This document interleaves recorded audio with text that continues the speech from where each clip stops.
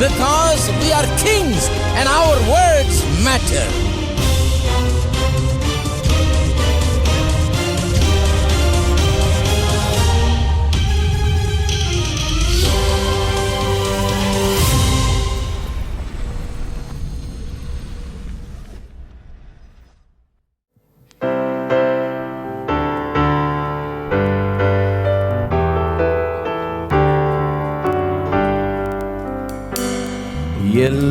எல்லோருக்கும் உன்னத கர்த்தாதி கர்த்தரே, கர்த்தாதி கர்த்தரே,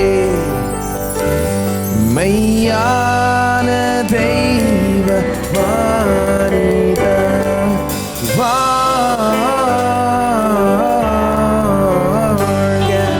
வாழ்க வாழ்க வாழ்க நீ வாழ்க இயேசுவே. பிசாசு பாவம் உலகை சாவால் மிதித்தே, சாவால் மிதித்தே, ஜெயித்தடைந்தீர் வெற்றியை நீர் வாழ்க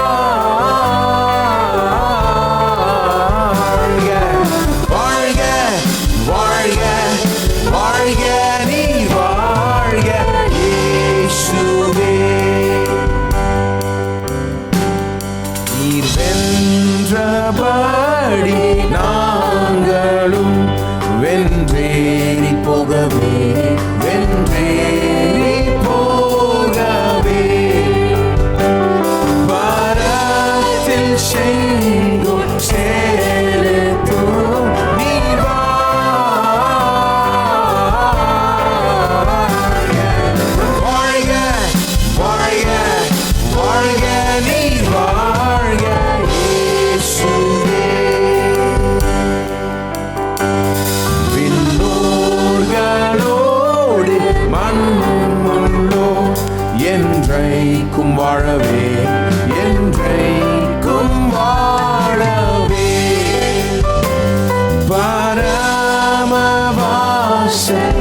பரமவாசத்திரந்தோ நீ வாழ்க வாழ்க வாழ்க வாழ்க நீர் வாழ்க இயேசுவே. வாழ்க வாழ்க வாழ்க நீர் வாழ்க இயேசுவே. ஆமென். எத்தனை பேர் சந்தோஷமா இருக்கீங்க?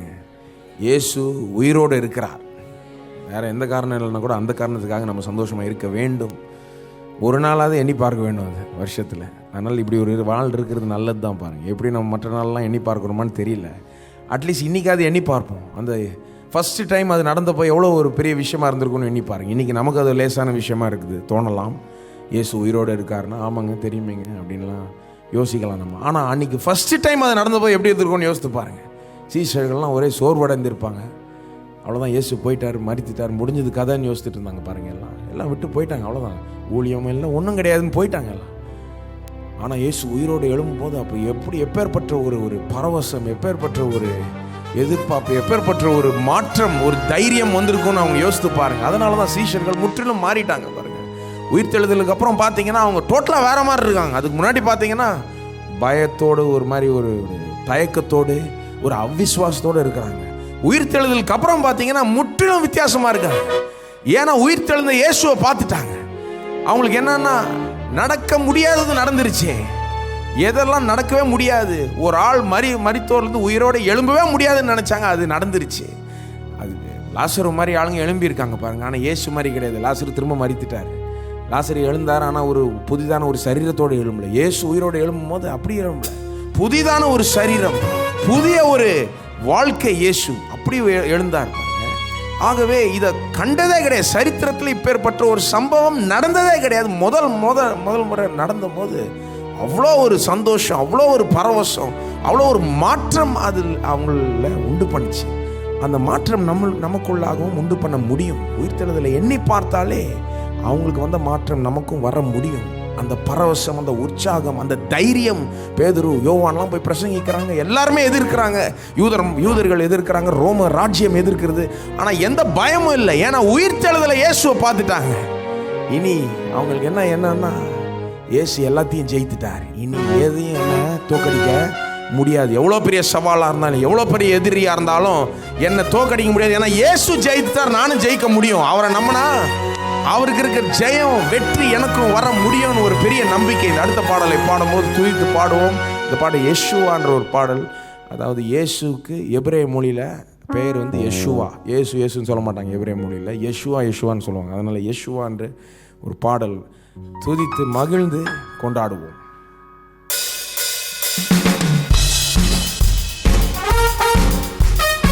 கரங்களை தட்டி பாடுவோம்.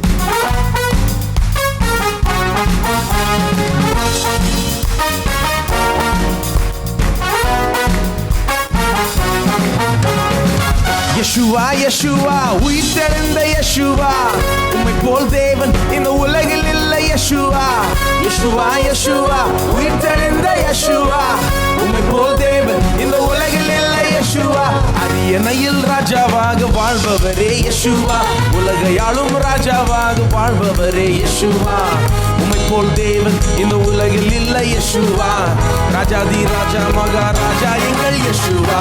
யெஷுவா யெஷுவா, உயிர்த்தெழுந்த யெஷுவா, உம்மை போல் தேவன் இந்த உலகில் இல்லை. யெஷுவா யெஷுவா யெஷுவா, உயிர்த்தெழுந்த யெஷுவா, உம்மை போல் தேவன் இந்த உலகில் இல்லை. யெஷுவா அரியணையில் ராஜாவாக வாழ்பவரே யெஷுவா, உலகையாளும் ராஜாவாக வாழ்பவரே யெஷுவா, உம்மை போல் தேவன் இந்த உலகில் இல்லை. யெஷுவா ராஜாதி ராஜா மகாராஜா எங்கள் யெஷுவா.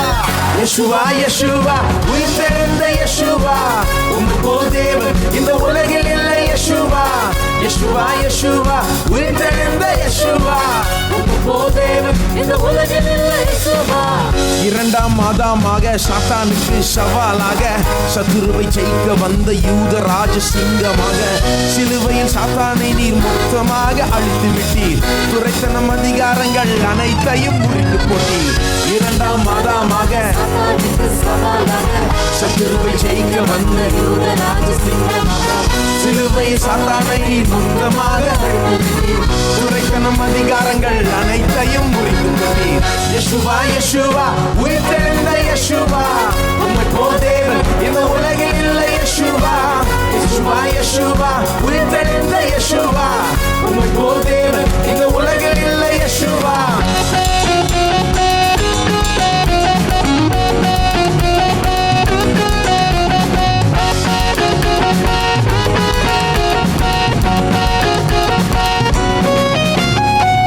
உயரே வானத்திலும் கீழே இந்த பூமியிலும் மேலான ஒரே நாமம் யெஷுவாவின் ஒரே நாமம். யெஷுவா பேரை சொன்னால் பேய்கள் எல்லாம் நடுங்கிடுதே, தீராத வியாதி எல்லாம் நொடி பொழுதில் மறைந்திடுதே. உயரே வானத்திலும் கீழே இந்த பூமியிலும் மேலான ஒரே நாமம் யெஷுவாவின் ஒரே நாமம். யெஷுவா பேரை சொன்னால் பேய்கள் எல்லாம் நடுங்கிடுதே, தீராத வியாதி எல்லாம் நொடி பொழுதில் மறைந்திடுதே. யெஷுவா யெஷுவா, உயிர்த்தெழுந்த யெஷுவா, உம்மை போல் தேவன் இந்த உலகில் இல்லை. யெஷுவா யெஷுவா யெஷுவா, உயிர்த்தெழுந்த யெஷுவா, உம்மை போல் தேவன் இந்த உலகில் இல்லை. யெஷுவா மலைகள் செம்மறி போல் துள்ளி பாய்ந்து துதிக்குதாமே, நாங்களும் பாடுகிறோம் சந்தோஷமாய் ஆடுகிறோம். பூமி மாத்திரமாய் யெஷுவாவை போற்றிடுது, சுற்றும் கோள்கள் எல்லாம் ராஜனை தான் பாடிடுது. மலைகள் செம்மறி போல் நாங்களும் பாடுகிறோம் சந்தோஷமாய் ஆடுகிறோம். பூமி மாத்திரமாய் யெஷுவாவை போற்றிடுது, சுற்றும் கோள்கள் எல்லாம் ராஜனை தான் பாடிடுது. யெஷுவா யெஷுவா, உயிர்த்தெழுந்த யெஷுவா, உம்மை போல் தேவன் இந்த உலகில் இல்லை. யெஷுவா யெஷுவா யெஷுவா, உயிர்த்தெழுந்த யெஷுவா, உம்மை போல் தேவன் இந்த உலகில் இல்லை. யெஷுவா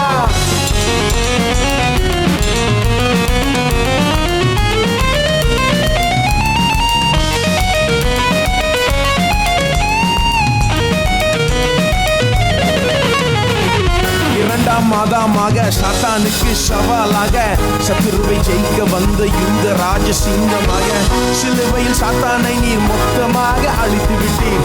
துரைத்தனம் அதிகாரங்கள் அனைத்தையும் முறிந்து போட்டீர்.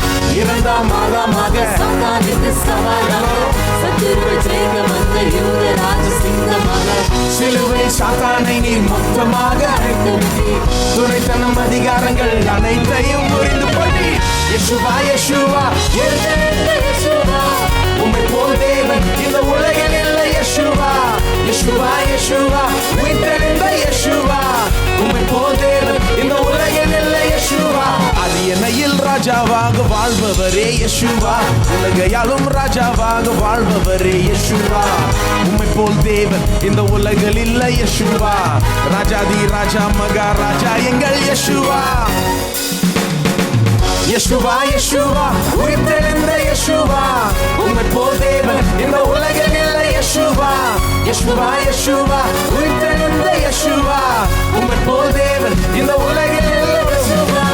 யேசுவா யேசுவா உயிர்த்தெழுந்த யேசுவா உம்மை போல் தேவன் இந்த உலகில் இல்லை. யேசுவா யேசுவா யேசுவா உயிர்த்தெழுந்த யேசுவா உம்மை போல் தேவன் இந்த உலகில் இல்லை. யேசுவா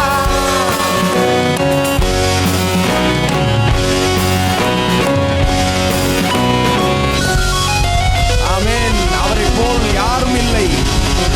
ஒருவர் மாத்திரமே மரித்தார், உயிரோடு எழும்பினார், என்றென்றைக்கும் வாழ்கிறார், ஆளுகிறார், சிங்காசனத்தில் வீற்றிருக்கிறார், எல்லாத்தையும் ஜெயித்து எழுந்திருக்கிறார். ஏனென்றால் நாமும் ஜெயிக்க வேண்டும். அதனால தான் அவருக்கு இந்த ஜெயம்லாம் ஒன்றும் புதுசு கிடையாது. அவர் என்றென்றைக்கும் ஜெயிக்கிறவராக தான் இருந்தார். ஆனால் மனுஷனாய் கீழே இறங்கி மனுஷனை போல வாழ்ந்து மனுஷன் சாக வேண்டிய சாவை அனுபவித்து மனுஷனுக்காக உயிரோடு எழும்பினார், மனுஷனுக்காக உயர்த்தப்பட்டார், மனுஷனுக்காக சிங்காசனத்தில் உட்கார வைக்கப்பட்டார், மனுஷனுக்காக இன்னைக்கு ஆளுகிறார். பாருங்க, என்று எப்பவுமே தான் ஆளுதுட்டு இருந்தாரு. ஆனால் ஏன் இப்போ புதுசாக திடீர்னு வந்து கீழே இறங்கி வாழ்ந்து மரித்து உயிர்த்தெழுந்து அப்புறம் போய் திரும்ப ஆளணும்? என்ன காமிக்கிறார்? நீங்களும் நானும் ஆள முடியும், நம்முடைய வாழ்க்கையில் ஆள முடியும். நம்ம கீழே நாம் மற்ற காரியங்கள் நம்மை ஆள தேவையில்லை, நாம் அதை ஆள முடியும். பாவமாக இருக்கட்டும், அது நோயாக இருக்கட்டும், அது ஏழ்மையாக இருக்கட்டும், அது வறுமையாக இருக்கட்டும், அது எந்த விதமான ஒரு தீய ஒரு காரியமாக இருக்கட்டும், அது நம்மை ஆள தேவையில்லை. நம்ம கையில் கொடுத்துட்டார், ஆள தேவையில்லை. இயேசுவை விசுவாசிக்கிறவங்க யாருமே இன்னைக்கு ஏதோ ஒரு சக்தி கீழே இருக்க தேவையில்லை. அவங்க டாப்பில் இருக்கிறாங்க. நீங்கள் டாப்பில் இருக்கீங்களா? இயேசு டாப்பில் இருக்காருங்க. நாமும் அவரோடைய கூட உட்கார்ந்து கொண்டு இருக்கிறோம். பிதாவின் வலது பார்சத்தில் அவருக்குள்ளாகவே நாமும் வீட்டு இருக்கிறோம். அப்படிதான் வேதம் போதிக்குது. அவர் ஜெயித்திருக்கிறாருன்னா வெறும் அவருக்காக கிடையாது, இது நமக்காக பெற்ற ஜெயம். அதை நினைத்து கொண்டு அந்த உயிர்த்தெழுதலின் அர்த்தத்தை நினைத்து கொண்டு அவரை துதிப்போம், ஆராதிப்போம். இயேசு எல்லா கனம் மகிமைக்கும் துதிக்கும் பாத்திரரே, நீர் ஜெயித்தீர்.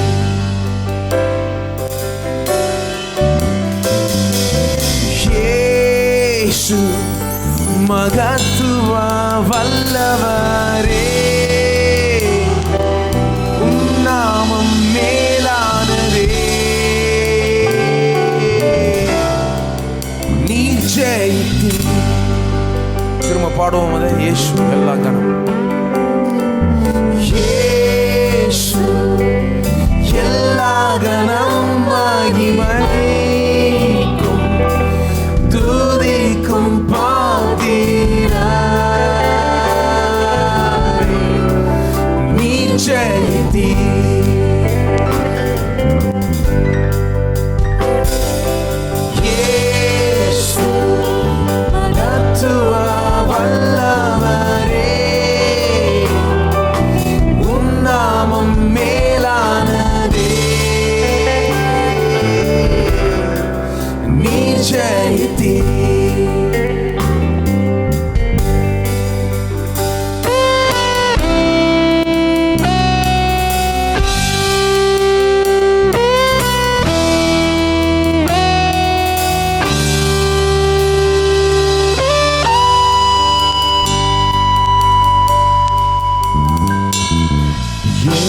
சுகம் பிதாவின் பார்வை. விட்டு வந்தே மனுவர்க்கத்தை மீட்க,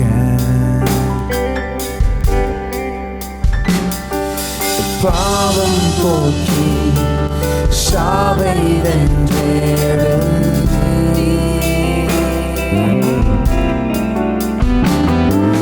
நீ ஜெயித்தீ, அனைத்தையும் ஜெயித்தீ. சகல அதிகாரமும் ஜெயமும் உம்முடையது. சகல அதிகாரமும் ஜெயமும் உம்முடையது.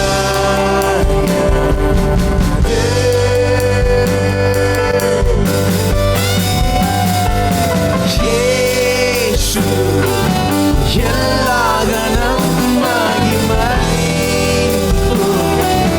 துதிக்கும் பாத்திரரே. நீர் ஜெயித்தீர்.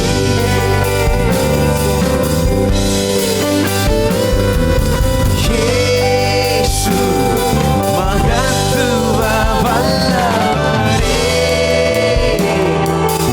உம் நாமம் மேலானதே. நீர் ஜெயித்தீர்.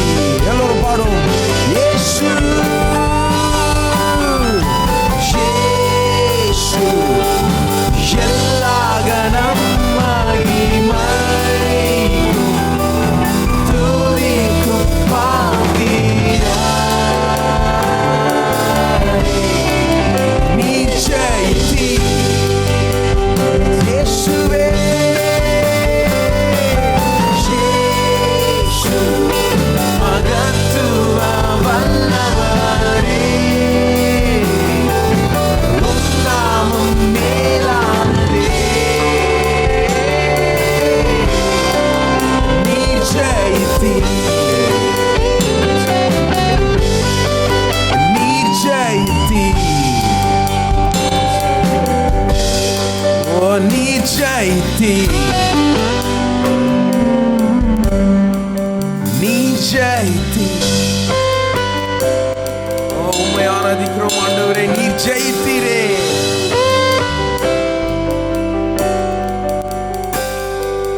நாம் ஜெயிப்போம். இயேசுவின் ரத்தத்தால் நம் சாட்சியின் வசனத்தால் எல்லாரும் ஜெயிப்போம்.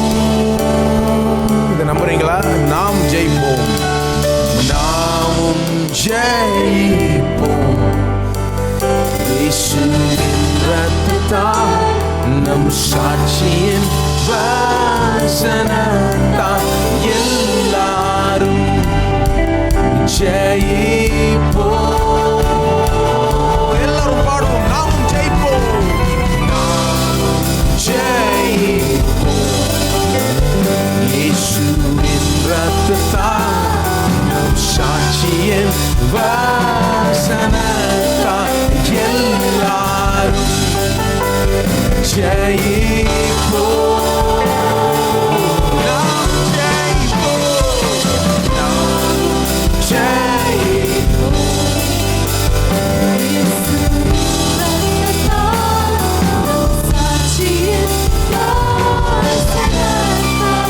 எல்லாரும் ஜெயிப்போம். நாமும் ஜெயிப்போம். இயேசுவின் ரத்தத்தால் நம் சாட்சியின் வசனத்தால் எல்லாரும். இன்னொரு முறை பாடும். நாமும் ஜெயிப்போம். நாமும் இயேசுவின் ரத்தத்தால் சாட்சியின் வசனம் எல்லாரும் ஜெயிப்போம்.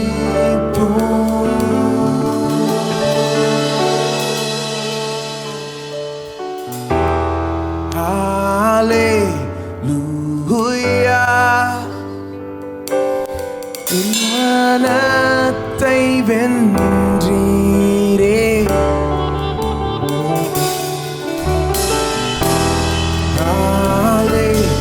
ஹல்லேலூயா.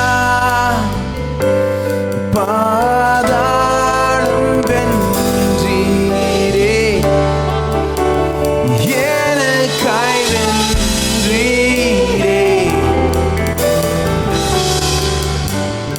உயிர்த்த ராஜனே,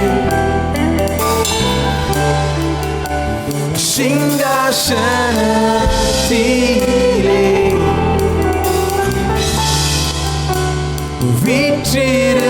வீற்றிருக்கிறீரே.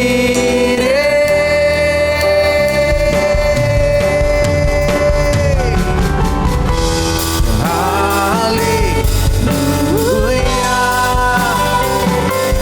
மரணத்தை வென்றீரே.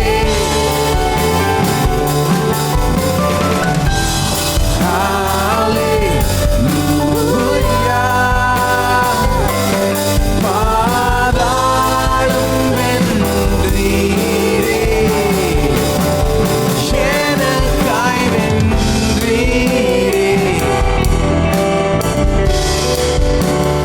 உயிர்த்த ராஜனே, சிங்காசனத்திலே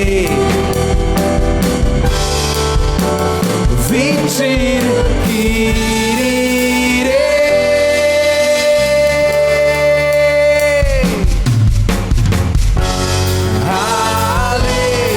ஹல்லேலூயா. மரணத்தை வென்றீரே.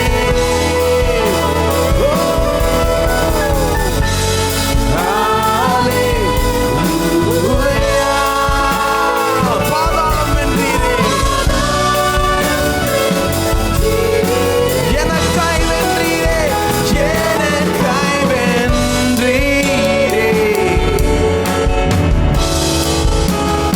உயிர்த்த ராஜனே,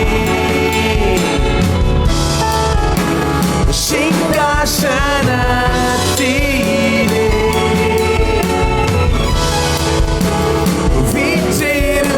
வீற்றிருக்கிறீரே.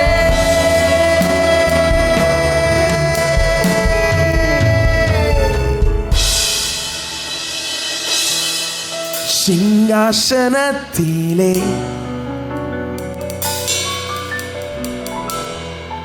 வீற்றாளும் ராஜனே, வணங்கி போற்றியே. உம்மை ஆராதிப்பேன். ஓ சிங்காசனத்திலே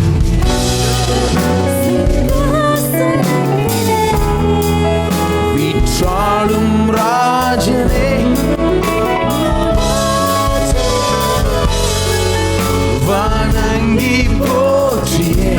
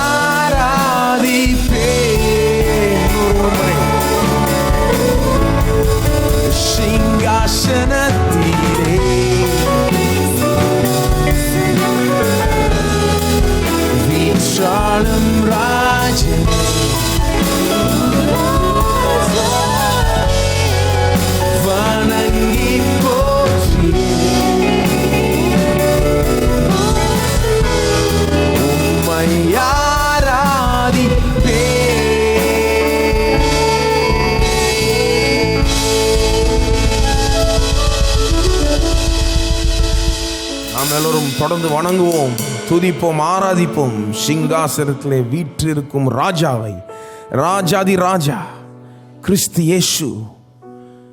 கல்லறையில் இல்லை, அவர் சிங்காசனத்தில் இருக்கிறார், பிதாவின் வலது பார்சத்தில் இருக்கார், வீற்றிருக்கிறார், ஆளுகிறார், என்றென்றைக்கும் வாழுவார், ஆளுவார். ஓ, அவரை துதிப்போம், அவரை ஆராதிப்போம். ஓ, உம்மை உயர்த்துகிறோம் ஆண்டவரே. இந்த இடத்துல நீர் உயர்த்தப்பட்டு இருப்பீராக. ஓ, உம்மை துதிக்கிறோம், உம்மை ஆராதிக்கிறோம் ஆண்டவரே. உம்முடைய உயிர்த்தெழுதலினுடைய அர்த்தத்தை எங்களுக்கு வெளிப்படுத்துவீராக ஆண்டவரே. அதை குறித்த ஒரு மேன்மையை எங்களுக்கு தருவீராக ஆண்டவரே. அதை குறித்த அந்த பரவசத்தை திரும்ப எங்களுக்கு தருவீராக ஆண்டவரே. உம்முடைய சீஷர்கள் அனுபவித்த அந்த பரவசம், அந்த ஒரு தைரியம், அது எங்களுக்கு வரட்டும் ஆண்டவரே. நாங்கள் அதை அனுபவிக்கட்டும், எங்களுடைய அன்றாட வாழ்க்கையில் அதை காணட்டும். அப்படி வாழ வேண்டும் ஆண்டவரே. நாங்கள் அதை தான் விரும்புகிறோம். உம்முடைய வார்த்தையின் மூலமாக உயிர்த்தெழுதலின் அர்த்தத்தை வெளிப்படுத்துவீராக, மனக்கண்களை திறப்பீராக. பரிசுத்த ஆவியானவர் வல்லமையாய் கிரியை செய்வாராக. இந்த ஆராதனையை உம்முடைய கையில் ஒப்பு கொடுக்கிறோம் ஆண்டவரே. எடுத்து பயன்படுத்துவீராக, உம்முடைய மகிமை என்று இயேசுவின் நாமத்தில் கேட்டுக்கொள்கிறோம் பிதாவே, ஆமென். புதிதாய் வந்தவர்களை வரவேற்க விரும்புகிறோம். இன்றைக்கி தான் முதல் முறையாக வந்திருக்குன்னு சொல்கிறவங்க, நீங்கள் உள்ள வெளியே மேலே எங்கே உட்காந்துருந்தாலும் தயவுசெய்து உங்களுக்கு கரங்களை உயர்த்துங்கள். இன்றைக்கி தான் முதன் முறையாக வந்திருக்குன்னு சொல்கிறவங்க நன்றி. தயவுசெய்து கையை உயர்த்தி வச்சுருங்க. உதவியாளர் உங்களுக்கு கையில் ஒரு புரோஷரை கொடுப்பாங்க, அதை பெற்றுக்கொள்ளுகிற வரையில் கையை உயர்த்தி வச்சுருங்க. அதை பெற்றுக்கொண்ட பிறகு கை கீழே போட்டுருங்க. அதுக்குள்ளே ஒரு வெள்ளை அட்டை இருக்கும். தயவுசெய்து அந்த வெள்ளை அட்டையில் உங்களுடைய பெயரையும் விலாசத்தையும் நல்லா தெளிவாக எழுதி, ஆராதனை முடிந்து வெளியே போகும்போது பின்னாடி புக் ஸ்டாலில் புதிதாய் வந்தவர்களுக்குன்னு ஒரு டேபிள் இருக்குது, அதில் அந்த வெள்ளை அட்டையை கொடுங்க. அதை கொடுக்கும்போது உங்களுக்கு ஒரு MP3 CD கொடுப்பாங்க. நம்முடைய போதகருடைய ஏறக்குறைய 10 செய்திகள் அதில் இருக்கும். அதோடு கூட நம்முடைய மாதாந்திர தமிழ் பத்திரிகை வெற்றியும் வாழ்வும், அதையும் உங்களுக்கு இலவசமாய் தருவார்கள். அதையும் நீங்கள் பெற்றுக்கொள்ளலாம். அந்த பத்திரிகை உங்களுக்கு மாதம் மாதம் வரணும்னு சொன்னால் தயவுசெய்து அதுக்கான சந்தாவை செலுத்தினால் அது மாதம் மாதம் உங்களுக்கு அனுப்பி வைக்கப்படும். இப்போது காணிக்கை தசமாகத்தினாலே கர்த்தரை நாம் ஆராதிப்போம். ஆமென். நம்முடைய காணிக்கை தசமாகத்தை கரத்தில் எடுத்து வைத்துக் கொள்வோம். கொடுப்பதற்கு முன்பதாக கர்த்தருடைய வார்த்தையை அறிக்கை செய்து நாம் கொடுப்போம். எல்லாரும் சொல்வோம். உன் பொருளாலும் உன் எல்லா விளைவின் முதல் பலனாலும் கர்த்தரை கனம் பண்ணி, அப்பொழுது உன் களஞ்சியங்கள் பூரணமாய் நிரம்பும், உன் ஆலைகளில் திராட்சை ரசம் வழிந்தோடும். இந்த வாக்குத்தத்தத்தை நான் விசுவாசிக்கிறேன். என் காணிக்கையினாலே, என் தசம பாகத்தினாலே என் தேவனை நான் கனம் பண்ணுகிறேன். என் வீட்டிலே எல்லாமே ஏராளமாய் தாராளமாய் இருக்கும், நிரம்பி வழியும் வழிந்து ஓடும் என்று விசுவாசிக்கிறேன். இயேசுவின் நாமத்திலே கொடுக்கிறேன். ஆமென். இப்போது உதவியாளர் வருவார்கள். உங்கள் காணிக்கை தசம்பாகத்தில் கொடுக்கலாம்.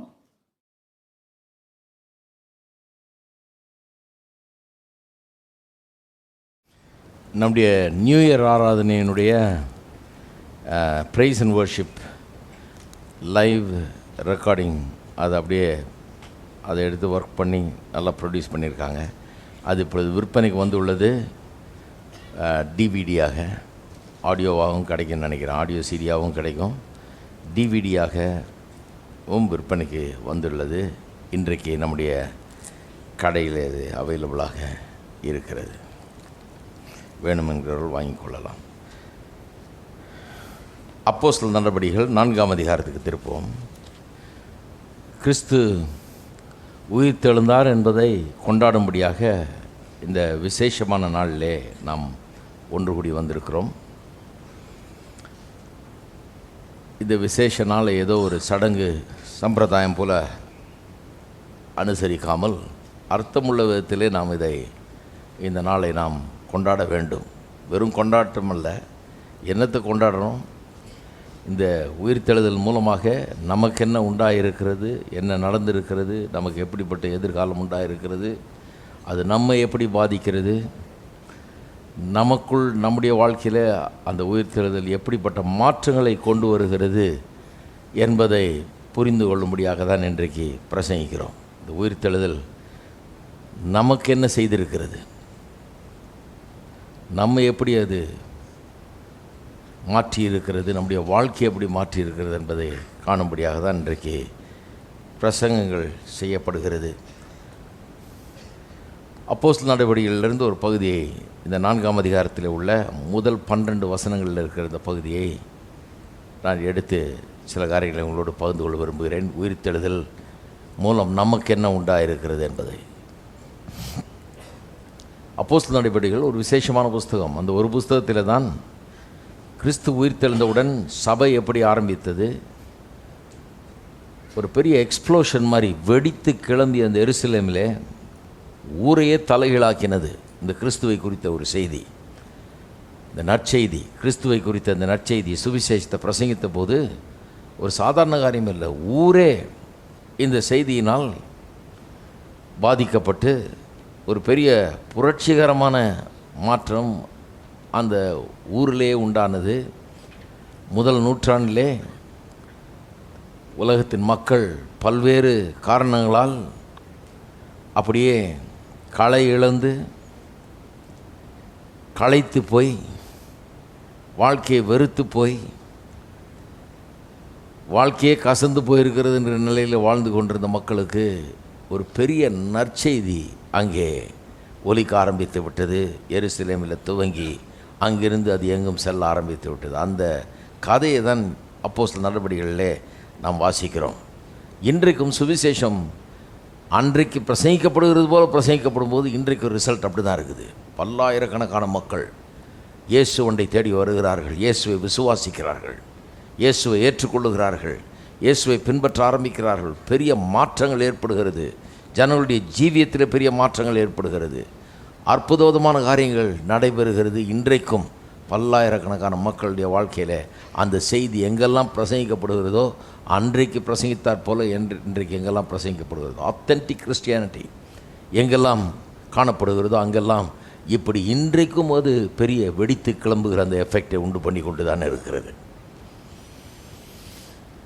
இந்த நான் வாசிக்க இருக்கிற அந்த வசனங்களுடைய பின்னணியை கொஞ்சம் கவனிக்க வேண்டும். 3ஆம் அதிகாரத்திலே உங்களுக்கு தெரியும், இப்போ 2ஆம் அதிகாரம் பெந்தெகோஸ்தே நாள் பேதுரு எழுந்து பிரசங்கம் பண்ணுகிறார், 3000 பேர் ரட்சிக்கப்படுகிறார் இல்லையா. 3ஆம் அதிகாரத்திலே பேதுரும் யோவானும் தேவாலயத்துக்கு போகிறார்கள். அலங்கார வாசல் என்கிற வாசல் இருக்கிறது. அங்கே ஒரு முடவன், இதுவரைக்கும் நடந்ததே கிடையாது, வாழ்நாள் முழுக்க நடந்ததே கிடையாது, அங்கே உட்கார்ந்து கொண்டிருக்கிறான். எல்லாருக்கும் தெரியும், வழக்கமாக இருக்கிற முடவன் தான். அவன் பிச்சை கேட்டு கொண்டிருக்கிறான். பேதுரு சொல்கிறார், என்னிடத்தில் வெள்ளியும் பொண்ணும் அல்ல, இல்லை, எனக்கு உள்ளதை உனக்கு தருகிறேன், நசரேயனாகிய இயேசு கிறிஸ்துவின் நாமத்திலே எழுந்து நட என்கிறான். அவன் எழுந்து துள்ளி குதித்து தேவனை துதிக்க ஆரம்பிச்சிட்டான்.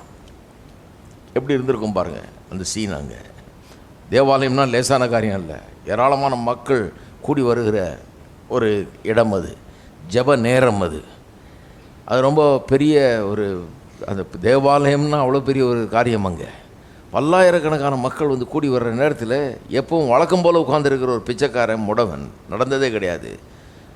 எழுந்திரிச்சு வெறும் நடக்கலை, துள்ளி குதித்து ஓடுறான், சத்தம் போடுறான், கர்த்தரை துதிக்கிறான். பார்த்துட்டு ஏராளமான பேர் கூடி வந்துட்டாங்க. இந்த வாய்ப்பை பயன்படுத்தி கொண்டு பேதுரு பிரசங்கம் பண்ண ஆரம்பிக்கிறார். பிரசங்கம் பண்ண ஆரம்பித்து பிரசங்கம் பண்ணுகிறார். பிரசங்கம் பண்ணும்போது அந்த பிரசங்கத்துக்கு கிட்டத்தட்ட முடிக்கிற நேரம் வருது. முடிக்கிற நேரத்தில் பார்த்திங்கன்னா ஒரு இன்டரப்ஷன், ஒரு இடையூறு. அங்கே தேவாலயத்து காவலாளிகள் அங்கே வர்றாங்க. அங்கே பாருங்கள், போலீஸ் எல்லாம் இருக்குது, அவ்வளோ பெரிய கூட்டம். அது தேவாலயத்து காவலாளிகள் வந்து இவர்களை கைது பண்ணுகிறார்கள். அங்கே இப்படி ஒரு இன்டரப்ஷன், ஒரு இடையூறு அங்கே உண்டாகிறது. அந்த இடத்துலேருந்து வாசிக்கிறேன். அங்கே தான் 4ஆம் அதிகாரம் வருகிறது. 1ஆம் வசனத்திலிருந்து வாசிப்போம். அவர்கள் ஜனங்களுடனே பேசி கொண்டிருக்கையில் ஆசாரியர்களும் தேவாலயத்து சேனை தலைவனும் சதுசேயரும் அவரிடத்தில் வந்து அவர்கள் ஜனங்களுக்கு உபதேசிக்கிறதுனாலும் இயேசுவை முன்னிட்டு மரித்தோரிலிருந்து உயிர்த்தெழுதலை பிரசங்கிக்கிறதுனாலும் சினங்கொண்டு அவர்களை பிடித்து சாயங்காலமாக இருந்தபடியினால் மறுநாள் வரைக்கும் காவலில் வைத்தார்கள். வசனத்தை கேட்டவர்களில் அநேகர் விசுவாசித்தார்கள். அவர்கள் தொகை ஏறக்குறைய 5000 இருந்தது. அங்கே நிறுத்துவோம்.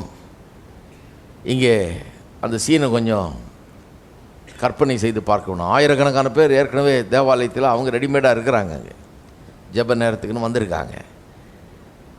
பேதுரும் யோவானும் அவர்கள் மத்தியில் பேசுகிறார்கள். இந்த அற்புதம் நடந்த உடனே ஒரு வாய்ப்பு உண்டாகிறது. எல்லாம் கூடுறாங்க, எப்படி நடந்தது ஏது நடந்ததுன்னு பார்க்குறதுக்காக, வேடிக்கை பார்க்குறதுக்காக. இல்லை நம்ம சென்னைப்பட்டினம் மாதிரி தான் இருக்குன்னு நினைக்கிறேன். சும்மா ரோட்டில் ஒருத்தன் விழுந்தாலே அங்கே ஒரு 100 பேர் டக்குன்னு கூடிடுவாங்க. என்ன ஏதுன்னு அவன் மூச்சு கூட விட முடியாது, அவ்வளோ கூட்டம் இருக்கும் அங்கே. அப்போ அந்த ஊர்லேயும் அப்படி தான் இருந்திருக்குன்னு நினைக்கிறேன். கூட்டிட்டாங்க, பிரசங்கம் பண்ணுறாங்க. பிரசங்கம் பண்ணால் அந்த ரிசல்ட் பயங்கரமான ரிசல்ட்டாக இருக்குது. 5000 பேர் இயேசுவை ஏற்றுக்கொள்கிறார்கள். இயேசுவை நான் விசுவாசிக்கிறேன், இயேசுவை பின்பற்று. இந்த இயேசு யார்? வெறும் 7 வாரத்துக்கு முன்னால் அதே ஊரில் நிந்திக்கப்பட்டு, அவமானப்படுத்தப்பட்டு, அடிக்கப்பட்டு, நொறுக்கப்பட்டு, தெருவில் சிலுவையை சுமந்து வர பண்ணி, கிட்டத்தட்ட நிர்வாணமாக கல்வாரி சிலுவையிலே கொல்லப்பட்டவர், வேண்டாம் என்று தள்ளப்பட்டவர், கொல்லப்பட்டவர் அவர். இந்த இயேசுவை பார்த்து எல்லாரும் இவரை சிலுவையில் அறையும்னு சொன்னாங்க. இவரை சிலுவையில் அரைஞ்சிட்டாங்க, கொன்னுட்டாங்க. ஊருக்கே தெரியாது, பெரிய அற்புதம்லாம் செஞ்சுருக்கிறாரு, ஆனால் ஒன்றும் பிரயோஜனம் இல்லை, செத்து போயிட்டார் சிலுவையில். கல்லறையிலையும் புதைச்சாச்சு அப்படின்னு இருந்தாங்க. கடைசியில் பார்த்தா 3ஆவது நாள் ஊரே பெரிய புரளியாக இருக்குது. அவர் உயிரோடு எழும்பி விட்டார், கல்லறையில் ஆளை காணோம், ஆள் இல்லை, உயிரோடு எழும்பி விட்டார்னு ஒரு பெரிய புரளி ஊர் முழுக்க பரவிக்கிட்டு வருது. எல்லாரும் அதை பற்றி தான் பேசுகிறாங்க. அது மட்டும் இல்லாமல் சீஷர்கள் அவர்கள் அவரை கண்டோம் என்கிறார்கள். வெறும் ஒரு சீசன் 2 சீசன் கண்டேன்னா ஏதோ அவன் ஒரு கனவு கண்டுட்டான், அல்லது ஏதோ அவனுக்கு ஆயிடுச்சு, புத்தி பேதலிச்சிருச்சு, பார்த்தேன்றான் அப்படின்னு சொல்லலாம். ஒருத்தர் 2 பேர் இல்லை, இந்த 12 சீஷர் இல்லை. வெறும் பெந்தோஸ்து நாளில் மேலே கூடியிருந்த 120 பேர் இல்லை, 500 பேர்கள் பார்த்தார்களாம். பல முறை இவர்களுக்கு பல விதத்தில் காட்சியளித்தார். எவருக்கும் சந்தேகம் இல்லாத விதத்தில் இவர் உயிரோடு தான் எழுந்தார்னு ஒரு ஆள் இல்லை, 2 ஆள் இல்லை, 500 பேர். இதில் பல பேர் பல முறை பார்த்தோன்னு சொல்கிறாங்க. இப்படி ஒரு சம்பவம் அந்த ஊரில் நடந்திருக்கிறது. இது எப்படி பொய்யா இருக்க முடியும்? ஒருவேளை அன்றைக்கி யாராவது அவருடைய சரீரத்தை திருடி வச்சா இருந்தால் கூட, சிலர் சொல்கிறாங்க திருடிட்டாங்க, அவருடைய சீசர்கள் திருடி கொண்டு போய் என்ன பண்ணுவாங்க? அவங்க எங்கே வைப்பாங்க, என்ன பண்ணுவாங்க, எதுக்கு திருடுவாங்க? ஒரு செத்த பணத்தை யாராவது திருடுவாங்க? அதுக்காது அது நகை நட்டு ஏதாவது இருந்ததா? இல்லை, அந்த மாதிரி இருந்தால் கூட திருடுவாங்க சிலர்லாம். ஒன்றும் கிடையாது. எதுக்கு அவருடைய சரீரத்தை கொண்டு போய் திருடுவாங்க? அதை ஒழிச்சு வச்சு என்ன பிரயோஜனம்? சரீரத்தை திருடினாங்கன்னு சொல்கிறத விட சரீரத்தை அவர் உயிரோடு எழுந்திருந்தாலும் எடுத்துகிட்டு வந்து வெளியே காட்டுவாங்க இல்லையா? அதில் தானே லாபம் இருக்குது. திருடி ஒழிச்சு வச்சு பிரயோஜனம் கிடையாது, திருடிட்டாங்கன்றாங்க.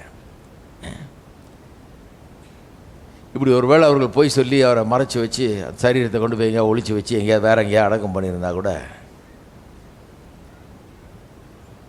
அதை பண்ண பிறகு அவங்க எப்படி ஜனங்கள் மத்தியில் இவ்வளவு ஸ்ட்ராங்காக, இவ்வளோ உறுதியாக அவர் உயிரோடு எழுந்தார்னு பிரசங்கிக்க முடியும்? அப்படிப்பட்ட ஒரு திருட்டு வேலையை பண்ணிட்டு எல்லாரும் சேர்ந்து இந்த 500 பேரும் மற்றவங்களை சேர்ந்து அவர் உயிரோடு எழுந்திருக்கிறாருன்னு ஊர் முழுக்க போய் எப்படி சொல்ல முடியும்? சொல்கிறது மட்டும் இல்லை, நாங்கள் சொன்னது உண்மை தான், என்னை கொன்னாலும் சரி அந்த உண்மையை நான் மறுக்க மாட்டேன் அப்படின்ற அளவுக்கு சொல்கிறாங்க. அதுவே சொல்லுது நமக்கு அவர் உயிரோடு எழுந்திருக்கிறார். பேதுருவெல்லாம் பயந்துகிட்டு இருந்தாலும் இன்றைக்கி தைரியமாக இருந்துருச்சு, தைரியமாக பிரசங்கம் பண்ணுறாரு. நான் ஓம் பேச்சை கேட்குறதா இல்லை நான் உண்மையை சொல்கிறதா? உயிரோடு எழுந்தார், நான் பார்த்தேன் அப்படிங்கிறான். அந்த அளவுக்கு ஒரு பெரிய மாற்றம் உண்டாயிருக்குது. ஆகவே ரெஸ்பான்ஸ் வாஸ் ட்ரெமெண்டஸ். 5000 பேர் அங்கே அவரை ஏற்றுக்கொள்கிறார்கள். இந்த 5000 பேரில் பெண்களும் கிடையாது, பிள்ளைகளும் கிடையாது. அந்த காலத்தில் பெண்களையும் பிள்ளைகளையும் கவுண்ட் பண்ணுறதே கிடையாது. இதுக்கு இடத்துல அப்படிப்பட்ட ஒரு சமுதாயம் பாருங்கள். கிறிஸ்தவத்தின் மூலமாக தான் இந்த பெண்களையும் பிள்ளைகளையும் கவுண்ட் பண்ணக்கூடிய ஒரு நிலைமை உண்டாச்சு. இந்த 5000 பேர் சொல்லியிருக்கிறது வேதத்தில் அந்த காலத்து பழக்கத்தின்படி அவர்கள் கவுண்ட் பண்ணதை இங்கே சொல்லியிருக்குது, அவ்வளோதான். வேதம் சொல்லுது ஒழிய வேதம் ஒன்றும் பெண்களை கவுண்ட் பண்ண வேணாம், பிள்ளைகளை கவுண்ட் பண்ண வேணாம், எண்ண வேணான்னு சொல்லலை. அந்த வழக்கத்தின்படி அவங்கள தான் எண்ணாங்க, அதை தான் சொல்லுது வேதம். ஆனால் வேதம் அதை ப்ரமோட் பண்ணுறதில்லை. வேதம் பெண்களையும் பிள்ளைகளையும் உயர்வாக எண்ணுகிறது. இயேசு சிறு பிள்ளைகளை ஆசீர்வத்தால் என்னிடத்தில் கொண்டு வாருங்கள், அவர்களை தடை பண்ணாதுங்க. சிறு பிள்ளைனா ஓரம் போ, தொந்தரவு பண்ணாது, அந்த பக்கம் போய் நில்லு, எங்கே ஒளிஞ்சு போ, அந்த பக்கம் போ அப்படின்ற ஒரு சமுதாயமாக இருந்தது. அது பிள்ளைகளுக்கெல்லாம் ஒரு முக்கியமான இடமே கிடையாது. அப்பேற்பட்ட சமுதாயத்தில் அவர்கள் என்னிடத்திலே வர தடை பண்ணாதீர்கள்னு சொல்லி கூப்பிட்டு ஆசீர்வதிக்கிறார். அவர் தொட்டு ஆசீர்வதிக்கிறார். இருக்கீங்களா? அதனால தான் இப்போ கூட நம்ம சில்லற பிள்ளைகள் டெடிகேட் பண்ணுவோம், தொட்டு ஆசீர்வதிக்கிறோம். இந்த பிள்ளைக்கு அது அத்தனை உண்டாக இருக்குது, ஒன்றுமே தெரியாது, அப்பாவியாக இருக்குது. இருந்தாலும் அந்த பிள்ளைக்கு அவ்வளோ பெரிய ஒரு மேன்மை. ஒரு பிள்ளை இந்த உலகத்தில் பிறந்ததுன்னா அதை அப்படி பெருசாக நினைக்கிறான். அதை வெறும் ஒரு நம்பர் இல்லை, அது ஒரு ஆள். தேவனுடைய சித்தத்தின்படி நோக்கத்துக்காக பிறந்த ஒரு பிள்ளை என்று நாம் எண்ணி அப்படி நடத்துகிறோம். கிறிஸ்தவத்தின் மூலமாக தான் அந்த பெண்களையும் பிள்ளைகளையும் ஒரு பெருசாக நினைக்கிற ஒரு சமுதாயமே உருவாச்சு என்பதை இந்த வேளையில் சொல்ல விரும்புகிறேன். அப்போ 5000 பேர், அப்போ பெண்களும் பிள்ளைகளும் சேர்த்து பார்த்தீங்கன்னா அப்போ இன்னும் பல ஆயிரம் பேர் இருந்திருப்பாங்கன்னு நினைக்கிறேன். 10,000 பேருக்கு மேலே இருந்திருக்கலாம், 15,000 பேர் கூட இருந்திருக்கலாம். அவ்வளோ பெரிய ஒரு ரிசல்ட்டு. எல்லோரும் இயேசுவை நாங்கள் விசுவாசிக்கிறோம், அவர் உயிரோடு எழுந்தார், அவர் எங்கள் ஆண்டவராக இருக்கட்டும்னு விசுவாசிக்கிறாங்க. அதன் மத்தியில் இரும்பு கரம் கொண்டு இந்த கூட்டத்தை கலைக்க இந்த பிரசங்கத்தை செய்தவர்களை கைது செய்யும்படியாக தேவாலய காவலாளிகள் உள்ளே வந்து அவர்களை பிடித்து, யாரை இவ்வளோ பேருக்கு பிரசங்கம் பண்ண இந்த 2 பேரை, இந்த முடவனை நடக்க செய்த அந்த 2 பேரை பிடிச்சி கொண்டு போய் காவல்லே அடுத்த நாள் வரைக்கும் வைக்கிறார்கள். அவர்கள் அங்கே நடந்ததில் மிக முக்கியமான காரியம் என்னென்னா, அவர் பிரசங்கித்த செய்தி. என்னத்தை பிரசங்கித்தாங்க? அவர்கள் ரோம அரசாங்கத்தை எதிர்த்து பிரசங்கம் பண்ணலை. ரோம அரசாங்கம் தான் அவர்கள் ஆண்டு கொண்டிருந்தது. யூதேயா இந்த ஏரியாவை, யூதர்கள் வசித்த இந்த ஏரியாவை ரோம அரசாங்கம் தான் ஆண்டு கொண்டிருந்தது. அவர்கள் கீழே இருந்தாங்க. ரோம அரசாங்கத்துக்கு கீழே இருக்கிறதுக்கு அவங்களுக்கு பிடிக்கல, அவங்களுக்கு ஒரு டென்ஷனாக தான் இருந்தது அந்த காலத்தில். ஆனால் கிறிஸ்தவ பிரசங்கம் அதை பற்றியதல்ல. இவங்க அதை பிரசங்கம் பண்ணலை. ரோம் அரசாங்கத்தை பற்றி பிரசங்கம் பண்ணலை, அதை கண்டனம் பண்ணி பிரசங்கம் பண்ணலை. ஒரு வார்த்தை கூட அங்கே சொல்லப்படவில்லை. அதுவும் இல்லாமல் யூத மார்க்கத்தை பற்றியும் பிரசங்கம் பண்ணலை. இந்த யூத மார்க்கம் தவறானது அல்லது தவறான காரியங்களை இவர்கள் செய்கிறார்கள், இவர்கள் தூக்கி எறியப்பட வேண்டும், இந்த தேவாலயம் இருக்கக்கூடாது, யூத மார்க்கமும் இந்த மூப்பர்களும் இந்த மூப்பர்களும் ஆசாரியர்களும் இந்த பலிகளும் முறைமைகளும் இருக்கக்கூடாதுன்னு சொல்லி அந்த விதமாக பிரசங்கம் பண்ணி யூத மார்க்கத்தை கண்டனம் பண்ணி பிரசங்கம் பண்ணவும் இல்லை. அது மட்டும் இல்லாமல் அந்த நாளில் சமுதாயத்தில் இருந்த பல கேடுகள், பொல்லாப்புகள் பாருங்கள். அன்றைக்கு அடிமைகள் இருந்தார்களாம். அடிமைகள்ன்ற பழக்கம் உலகம் முழுக்க இருந்தது. அப்போல்லாம் உலகம் முழுக்க எல்லா நாடுகள்லையும் சுவாதீனன் என்றும் அடிமை என்றும் 2 விதமான கேட்டகரி ஜனங்க இருந்தாங்க. ஒருத்தனை பார்த்தா என்ன கேட்பாங்களாம், முதல்ல நீ சுவாதீனா அடிமையா, நீ எங்கே வேணா போகலாமா, வரலாமா, வேலை செய்யலாமா, எப்படி வேணா இருக்கலாமா, இல்லை நீ ஸ்லேவா, எதையுமே நீ சொந்தமாக செய்ய முடியாது, எந்த உரிமையும் கிடையாது, அப்படிப்பட்டவனா. அதுதான் மெயின் கேட்டகரி அந்த காலத்தில். அதுவும் இந்த எருசலேம் பட்டணத்தில் இந்த யூதேயாவில் பார்த்திங்கன்னா அங்கே இருக்கிற யூதேயாவில், எருசலேமில் இல்லை, வெறும் இந்த யூதேயாவில் மட்டும் இல்லை, ரோம அந்த பேரரசு, அந்த ரோம சாம்ராஜ்யத்திலேயே இருந்த அந்த ஜனத்தொகையில் பாதி பேர் அடிமைகளாம். Every other person is a slave. 2 பேர் வந்தாங்கன்னா அதில் ஒருத்தன் அடிமையாக இருப்பான். அந்த அளவுக்கு அடிமைகள் பெருகி இருந்தார்கள், அடிமைத்தனம் பெருகி இருந்தது. ஆளை காசு கொடுத்து வாங்கலாம். மார்க்கெட்டில் கத்திரிக்காய் அதெல்லாம் வாங்கிட்டு வீட்டுக்கு போகும்போது வேலைக்கு 2 ஆளையும் வாங்கிட்டு போகலாம் விலை கொடுத்து. என்ன விலைன்னு கேட்டு, நல்ல புஷ்டியாக நல்லா வாட்டஞ்சாட்டமாக இருக்கிற ஆள் வேணால் விலை ஜாஸ்தி ஆகும். கொஞ்சம் வயசாகி சரியாக வேலை செய்ய முடியாத ஆளாக இருந்தால் கொஞ்சம் விலைக்கு வாங்கிட்டு போகலாம். வாங்கிட்டு போய் நீங்கள் வச்சுக்கலாம், அடிக்கலாம், உதைக்கலாம், என்ன வேணால் பண்ணிக்கலாம். இப்படி ஒரு காலமாக இருந்தது பாருங்கள். இதெல்லாம் ஒரு பெரிய கேடு, ஒழிக்கப்பட வேண்டிய காரியம். பிற்காலத்தில் கிறிஸ்தவம் இந்த அடிமைத்தனம் ஒழிகிறதுக்கும் காரணமாக இருந்தது. கிறிஸ்தவம் எங்கெல்லாம் பரவினதோ அங்கெல்லாம் அடிமைத்தனமும் ஒழிஞ்சது. ஆனால் அன்றைக்கு பிரசங்கம் பண்ணும்போது அடிமைத்தனத்தை பற்றி ஒரு வார்த்தை கூட பிரசங்கம் பண்ணல. அந்த சோஷியல் ஈவில் கண்டம் பண்ணி அதை கண்டித்து ஒருவரும் பிரசங்கம் பண்ணவே இல்லை. ஒரு வார்த்தை கூட அங்கே சொல்லப்படவே இல்லை. ரோமாபுரி ரோம சாம்ராஜ்யத்தினர் இந்த யூத மக்கள் மீது, இந்த சிறிய ஜனத்தின் மீது பெரிய டாக்ஸ் வரிகளை போட்டு சுமத்தி இவர்களை தொந்தரவு கொடுத்துட்டு இருந்தாங்க. நிறைய பேருக்கு அதுக்கு முன்னால் கோபம் இருந்தாலும் அதை பற்றியும் ஒரு வார்த்தை சொல்லலை. அப்போ என்னத்தை தான் பிரசங்கம் பண்ணாங்க? எதனால் இந்த செய்தி அந்த அதிகாரிகளுக்கு, அங்கே இருந்த அந்த காலத்து அந்த யூத மத தலைவர்களுக்கு அவ்வளோ பெரிய பிரச்சனையாக இருந்தது. இவளை கைது பண்ணுற அளவுக்கு, அந்த கூட்டத்தை தடுத்து நிறுத்துகிற அளவுக்கு அவ்வளோ பெரிய ஒரு தப்பு என்னத்தை பண்ணாங்க? என்ன மாதிரி பிரசங்கத்தை அவர்கள் செய்தார்கள்? என்ன பிரசங்கம் பண்ணாருன்னா, அவர்கள் இயேசு கிறிஸ்துவை பிரசங்கித்தார்கள்னு சொல்லியிருக்குது. க்ளீனாக இங்கே சொல்லியிருக்கு பாருங்கள். இயேசுவை முன்னிட்டு மரித்தோரிலிருந்து உயிர்த்தெழுதலை பிரசங்கித்ததுனால சிரங்கொண்டு. எதனால கோபம் வந்துச்சு? பிரசங்கம் பண்ணாங்க. எதை பிரசங்கம் பண்ணாங்க? இயேசுவை வச்சு அவர் உயிர்த்தெழுந்தார் அப்படிங்கிறத அது மட்டும் இல்லாமல் மரித்தோர்லேருந்து உயிர்த்தெழுதல்னு ஒன்று இருக்குது எல்லாருக்கும் அப்படிங்கிறத பிரசங்கம் பண்ணாங்க. இதுதான் அவருடைய பிரசங்கம். அது என்னன்னு தெரியல, அந்த பிரசங்கத்துக்கு இன்றைக்கி கூட பல இடங்களில் எதிர்ப்பு கிளம்புகிறது.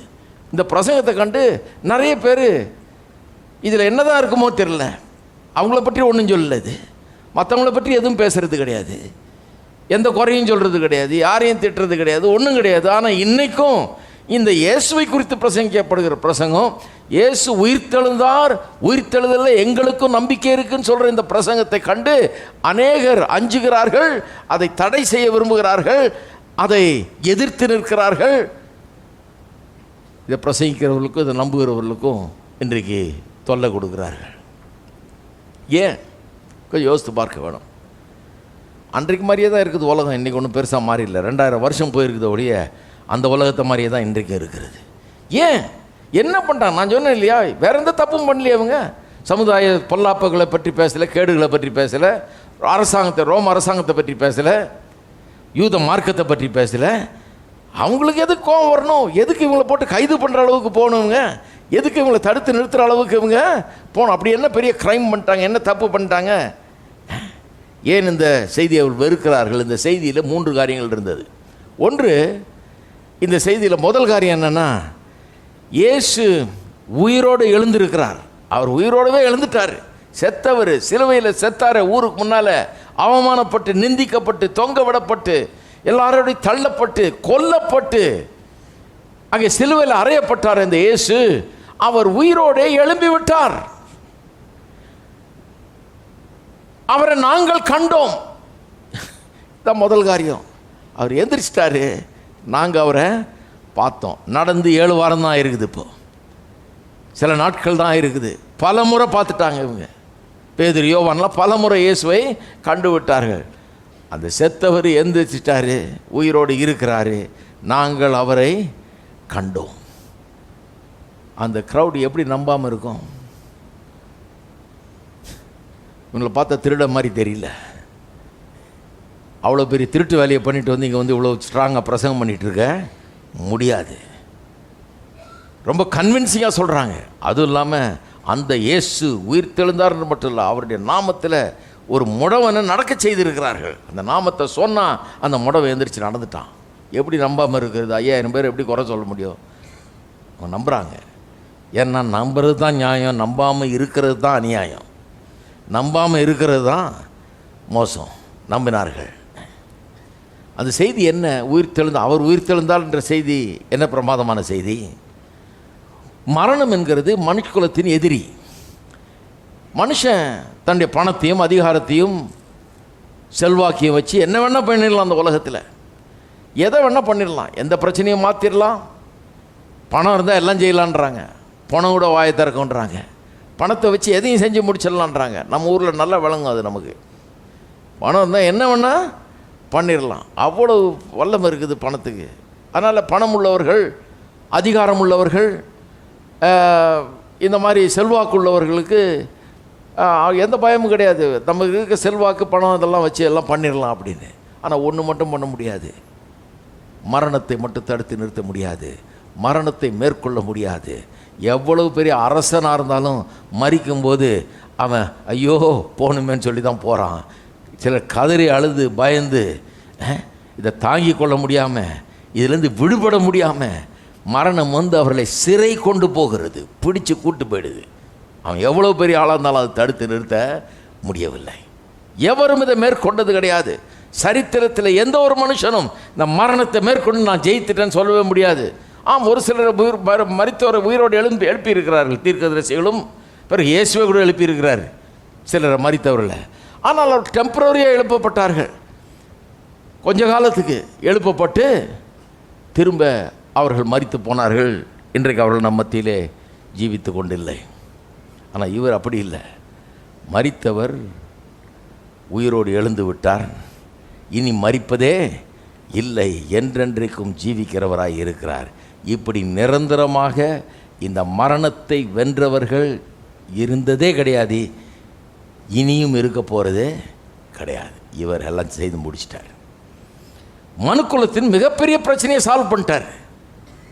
மனுக்குலத்துக்கு இருந்த மிகப்பெரிய பிரச்சனை மரணம். அந்த மரணம்ங்கிற பிரச்சனையை இவர் தன்னுடைய மரணத்தின் மூலமாக அழித்து விட்டார். வேத வசனத்தில் சொல்லுகிறது,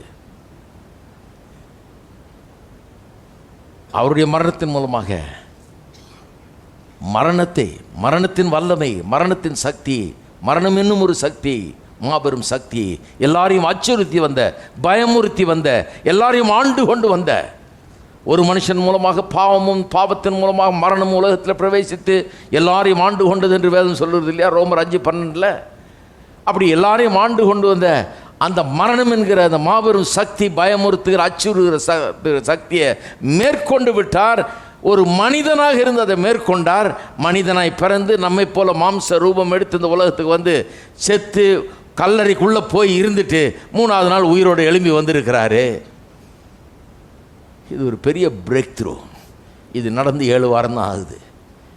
சரித்திரத்திலே நடந்துடாத ஒரு காரியம் நடந்துருச்சு அப்படின்னு பிரசங்கம் பண்ணுறாங்க. ஆகவே என்ன சொல்கிறாங்க, இன்றைக்கி மனிதனுக்கு புதிய சாத்தியக்கூறுகள் உண்டாயிருக்கிறது. மனிதன் முன்ன மாதிரி இல்லை. இப்போ அவனுக்கு புதிய காரியங்கள், ஒரு புதிய realm is possible. ஒரு புது லெவல் ஆஃப் லைஃப், புதுவிதமான ஒரு வாழ்க்கை இன்றைக்கு அவனால் வாழ முடியும். ஒரு புது விதத்தில் அவன் வாழ முடியும். புதிய உயரத்துக்கு அவன் செல்ல முடியும். அப்படிங்கிற ஒரு புதிய சாத்தியக்கூற பாசிபிலிட்டியை உண்டாக்கி விட்டார். இதான் மரணத்தினுடைய அர்த்தம். அவருடைய மரணம் உயிர்த்தெழுதலுடைய அர்த்தம் என்ன? உயிரோடு எழுந்தார்ன்றதுடைய அர்த்தம் என்ன? மரணம் தோற்கடிக்கப்பட்டு விட்டது. மரணம் என்கிற இந்த அச்சுறுத்துகிற சக்தி இனிமே முன்ன போல அச்சுறுத்த முடியாது. ஒரு மனுஷன், நம்மை போல ஒரு மனுஷன் வென்று விட்டார் அதை. ஆகவே நமக்கெல்லாம் ஒரு பெரிய நம்பிக்கை உண்டாக இருக்கிறது.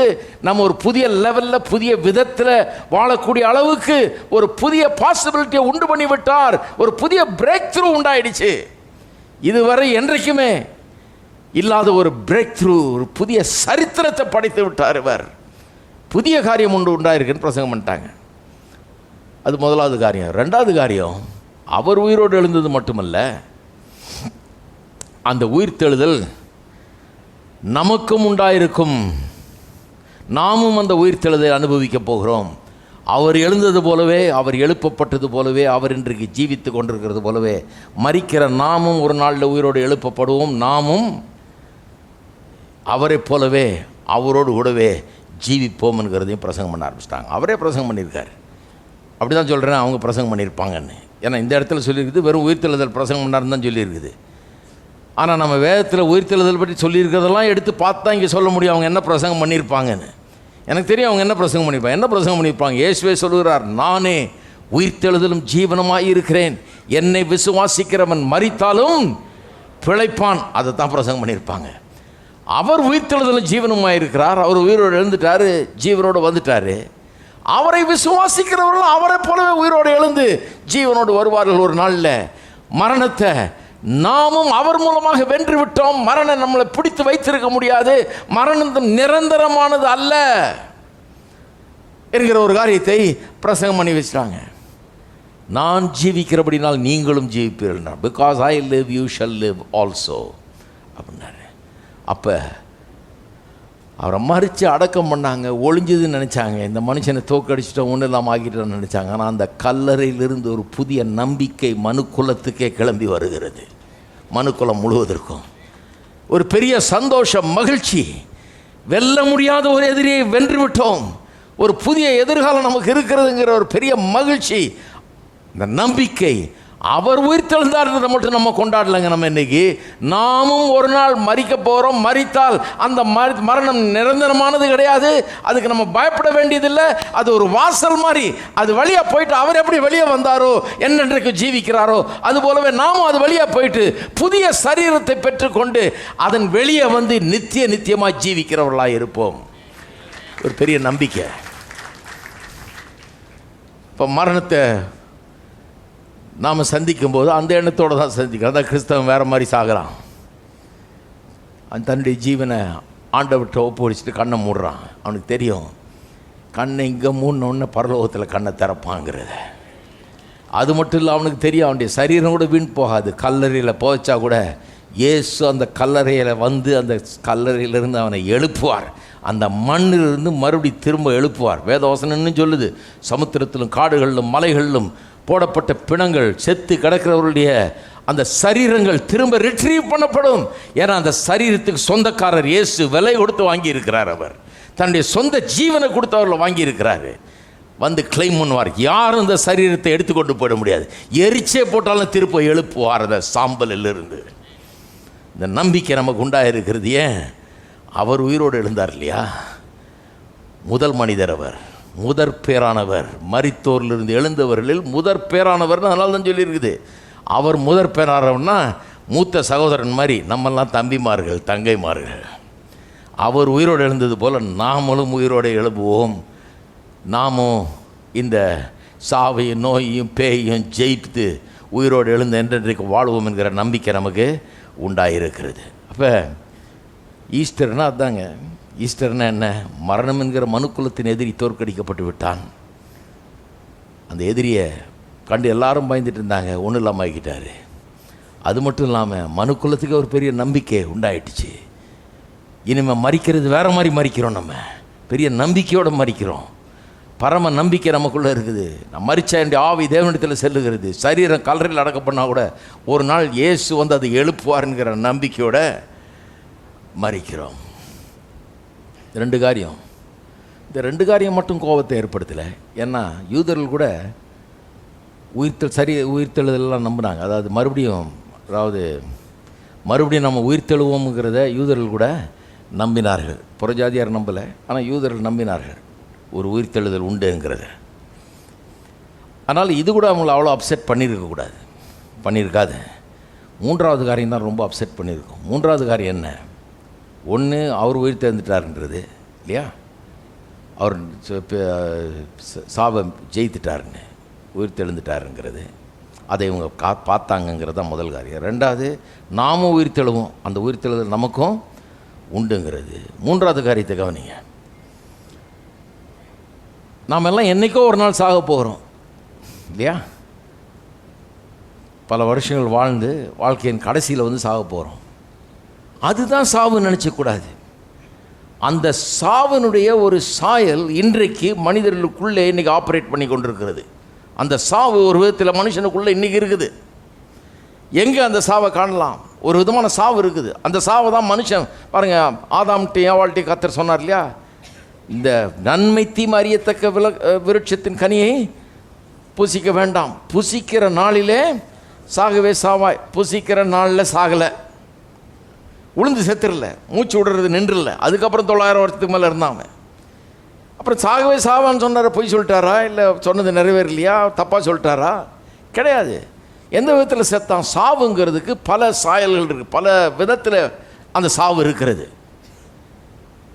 அது சரீரத்தில் நம்ம உளுந்து செத்தாலும் மற்ற எந்த விதத்தில் செத்தாலும் சாவு தான். அப்போ மனுஷன் ஏதோ ஒரு விதத்தில் செத்தான். அன்றைக்கி அந்த நாளிலே சாகவே சாவாயினார். அந்த நாளில் எப்படி செத்தான்? 3ஆம் அதிகாரத்தில் ஆதியாகமத்தில் வாசித்து பார்த்தீங்கன்னா தேவனே வந்து சொல்கிறாரு, எப்படிப்பட்ட சாவு இப்போ உள்ள நுழைஞ்சிருச்சுன்னு சொல்கிறாரு. அந்த பெண்ணுக்கிட்ட சொல்கிறாரு, நீ உன்னுடைய புருஷன் மேலே ஆசையை வச்சிருப்ப, அவனை நாடுவாய், ஆனால் அவனோ உன்னை ஆண்டு கொள்ளுவான். ஆண்டு கொள்ளுவான்னா நல்ல விதத்தில் இல்லை. முதல்ல ஆண்டு கொள்ளுங்கள்னு சொன்னார் பாருங்க, அது நல்ல விதமான ஆண்டு கொள்வது.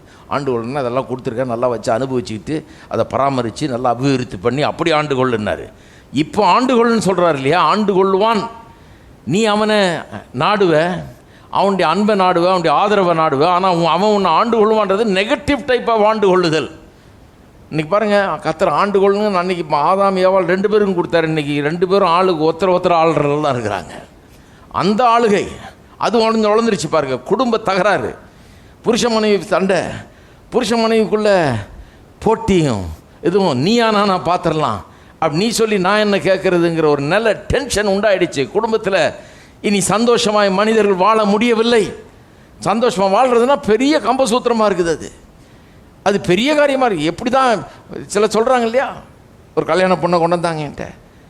கல்யாணம் பண்ணுற நேரத்தில் எனக்கு எதுக்கு கல்யாணம் வேணாம் என்னன்னு கேட்டால் சொல்லுதான், இந்த மாதிரி என் கூட எவ்வளோ பேர் கால் சென்டரில் வேலை செய்கிறேன், எவ்வளோ பேர் வேலை செய்கிறாங்க, நிறைய பிள்ளைங்க வேலை செய்கிறாங்க.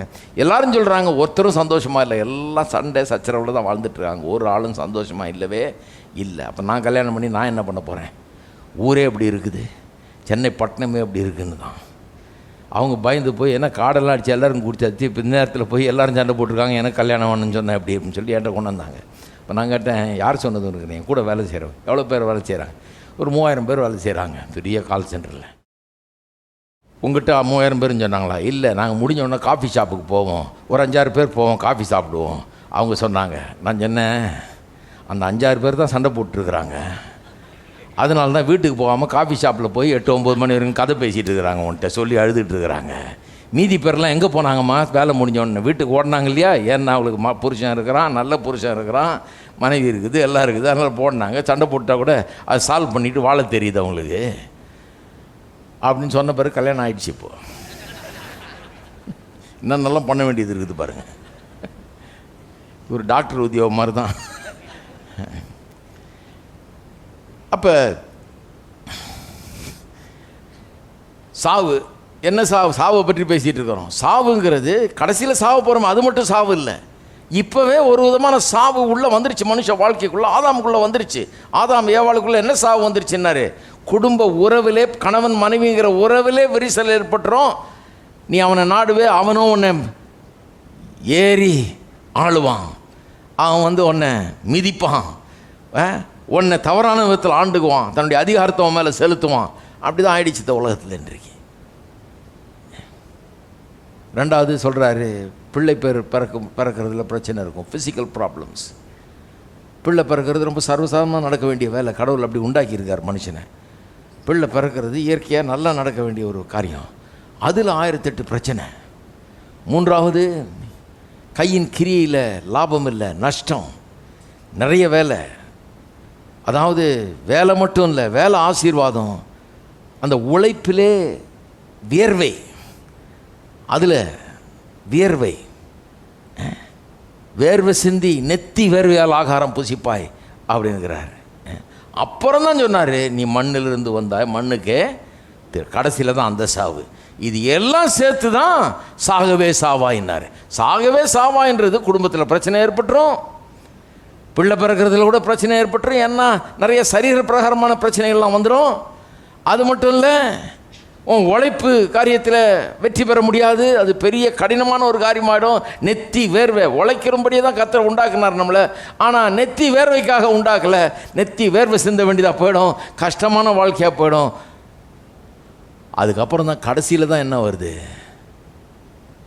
மண்ணுக்கு திரும்பி போகிறது. அது எல்லாம் ஒட்டு மொத்தமாக இதெல்லாம் ஆதியாகமம் 3ஆம் அதிகாரத்தில் 16ஆம் வசனத்துலேருந்து வாசிக்கிறோம். இதெல்லாம் ஒட்டு மொத்தமாக சேர்த்து தான் சாவு. அப்போ இன்றைக்கி மனிதர்களுக்குள்ளே ஒரு விதமான சாவு இருக்குது. அவங்க இன்னும் சாகலை, உழுந்து சாகலை, இன்னும் மூச்சு நின்று போகல, அது பின்னாடி வருது. ஆனால் சாவு இப்போ ஆரம்பிச்சிருச்சு உள்ள. என்ன விதமான சாவு அது? ஒரு விதமான தனிமை, ஒரு விதமான கசப்பு, ஒரு விதமான வெறுமை, ஒரு விதமான டிப்ரெஷன், சோர்வு, மன சோர்வு, ஒரு விதமான போர்டம், சலித்து போகிறது வாழ்க்கை, பகை, விரோதம், காழ்ப்புணர்ச்சி, வன்முறை, வெறி, இதெல்லாம் ஒரு சாவு. இதெல்லாம் இருக்க முடியாத மனுஷனை உண்டாக்கவில்லை. மனுஷன் செத்தவன் என்று பவுல சொல்றார். நீங்கள் பாவத்திலும் அக்கிரமத்திலும் செத்து கிடந்த உங்களை அவர் மறுபடியும் உயிரோடு எழுப்பியிருக்கார். எந்த விதத்தில் செத்து கிடந்த? இவங்க என்ன செத்துருந்தாங்களா? கல்லறையில் இறந்தாங்க, உயிரோடு எழுப்புனாங்கன்றார். எபேசியரை பார்த்து சொல்கிறார், நீங்களாம் செத்து கிடந்தீங்க, பாவத்திலையும் அக்கிரமத்திலையும் செத்து கிடந்தீங்கன்னா எப்படி செத்து கிடந்தாங்க? இந்த பகையிலையும் விரோதத்திலையும் காழ்ப்புணர்ச்சியிலையும் மனசோர்வுலையும் தனிமையிலும் கசப்புலையும் விரோதத்திலையும் வெறியிலும் வன்முறையிலும் இச்சையிலும் இப்படி வாழ்ந்து கொண்டிருந்தார்கள். அது மட்டும் இல்லை, குடும்ப பிரச்சனைகள், சரீர பிரகாரமான நோய்கள், உழைப்பில் வேர்வை,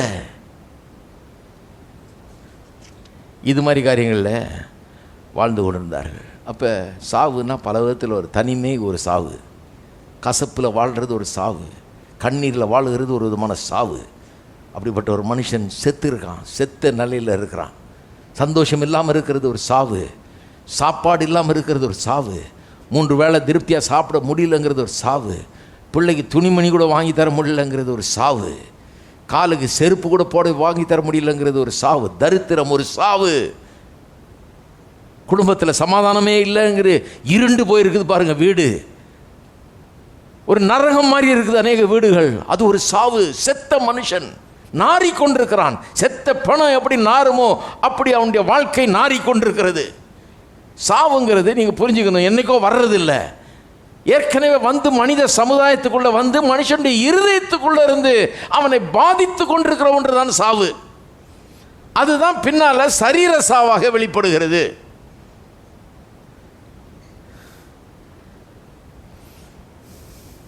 இந்த சாவோடு தான் மனுஷர்கள் போய் வந்துக்கிட்டு இருக்கிறாங்க.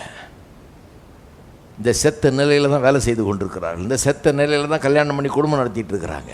இந்த செத்த நிலையில் தான் மனுக்குலத்தில் எல்லாருமே வாழ்ந்து கொண்டிருக்கிறார்கள். இந்த செத்த அந்த நிலையில் தான் வாழுகிறார்கள், தூங்குகிறார்கள், எந்திரிக்கிறார்கள், போகிறார்கள், வருகிறார்கள். எல்லாத்தையும் அது பாதிக்குது. அந்த செத்த நிலைங்கிறது அவருடைய வாழ்க்கையின் எல்லாத்தையும் பாதித்து கொண்டு இருக்கிறது.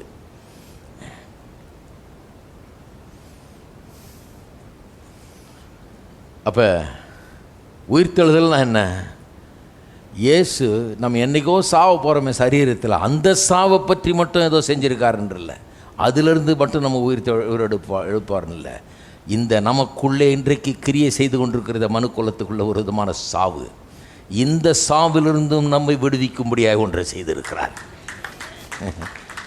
இந்த சந்தோஷம் இல்லாத நிலை, மகிழ்ச்சி இல்லாத ஒரு வாழ்க்கை, கசப்பு, காழ்ப்புணர்ச்சி, வெறுப்பு, இப்படின்னு வாழுகிற வன்முறை, கோபம், வெறித்தனமான ஒரு வாழ்க்கை, தீங்கு செய்கிற ஒரு வாழ்க்கை, வெட்டுகிறது, குத்துறது, கலவரம் பண்ணுறது, இப்படிப்பட்ட ஒரு வாழ்க்கை, பொல்லாப்பு பண்ணுறது, தீமையை நடப்பிக்கிறது, அப்படிப்பட்ட ஒரு வாழ்க்கை, அதிலிருந்தெல்லாம் நம்ம விடுவிக்கும்படியாக, தரித்திரத்திலிருந்து நம்ம விடுவிக்கும்படியாக, நம்முடைய நோய்களிலிருந்து நம்ம விடுவிக்கும்படியாக, வேதனைகளிலிருந்து நம்ம விடுவிக்கும்படியாக, நம்முடைய பாவங்களிலிருந்து நம்ம விடுவிக்கும்படியாக, மனசோர்விலிருந்து விடுவிக்கும்படியாக, இப்படி இந்த சாவிலிருந்து நமக்கு ஒரு உயிர்த்தெழுதலை தரும்படியாக, அதற்காகவும் அவர் சிலுவையில் மரித்து உயிரோடு எழுந்தார். அவருடைய உயிர்த்தெழுதலின் அர்த்தம் இதுவும் இருக்குது, அந்த அர்த்தத்தில் இதுவும் இருக்கிறது. அப்போ உயிர்த்தெழுதல் நமக்கு என்ன பண்ணுகிறது? அமைதி இல்லாத மனுஷனுக்கு நிம்மதியை தருகிறது. குற்ற உணர்வில் வாழ்ந்து கொண்டிருக்கிற மனுஷனுக்கு குற்றம் நீங்கி நிம்மதி உண்டாகிறது. பகை, வெறுப்பு, கசப்பு என்கிற இடத்துக்கு அதுக்கு பதிலாக அங்கே அன்பு அவனை நிரப்புகிறது. உயிர்த்தெழுதல் இதுதான் பண்ணுது நமக்கு. பலவீனம் என்பதற்கு பதிலாக பலன் அங்கே உண்டாகிறது, வல்லமை அங்கே உண்டாகிறது. அழுகைக்கு பதிலாக சந்தோஷம், சாம்பலுக்கு பதிலாக சிங்காரம், அங்கலாய்ப்பு, சஞ்சலத்துக்கு பதிலாக ஹோப், நம்பிக்கை, பயத்துக்கு பதிலாக தைரியம். எல்லா அழுக்கும் பொல்லாப்பும் கழுவப்பட்டு நீக்கப்பட்டு சுத்தமாவது, இதுதான் உயிர்த்தெழுதலுடைய அர்த்தம். உடைந்து போன குடும்பங்கள் திரும்ப வருவது, ஒன்று சேர்வது, நன்றாய் வாழ்வது, சந்தோஷமாக வாழ்வது. கையிட்டு செய்கிற வேலையில் தோல்வியாக வாழ்ந்து வாழ்ந்து வாழ்ந்து இல்லை இல்லை பற்றாக்குறை, கைக்கும் வாய்க்கும் வாழ்ந்தாச்சு. உயிர்த்தெழுதல்னா என்ன விதமான உயிர்த்தெழுதல் இன்றைக்கு அநேகருக்கு தேவைப்படுது? அந்த சாவிலிருந்து மேலே வேணும். இல்லை இல்லைன்னு பற்றாக்குறையிலையும் தாழ்ச்சியிலையும் வாழ்ந்தவர்கள் இனிமேல் ஆசீர்வாதத்திலும் நிறைவிலையும் போதுமானதுக்கும் அதிகமாக இருக்கிறது என்கிற நிலைக்கும் வர வேண்டும். அதுதான் உயிர்த்தெழுதல்.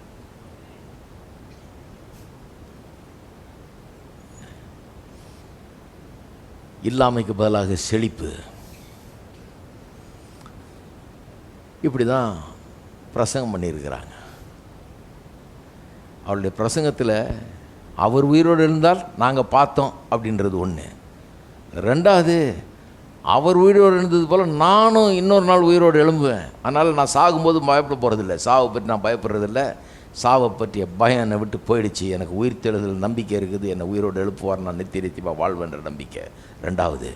மூன்றாவது, அதை விட ரொம்ப பிரமாதமான ஒரு எலிமெண்ட். அது என்னன்னா, சாகிறதுக்கு முன்னாடியே உள்ள சாவு வேலை செய்துட்டு இருக்குது. ஒரு விதமான சாவு. சந்தோஷம் இல்லாமல் நிம்மதி இல்லாமல் வாழ்ந்துட்டுருக்கிறேன். பல பொல்லாத காரியங்களோடு வாழ்ந்து கொண்டிருக்கிறேன். இதுலேருந்து விடுவிப்பார் யாரும் இல்லை.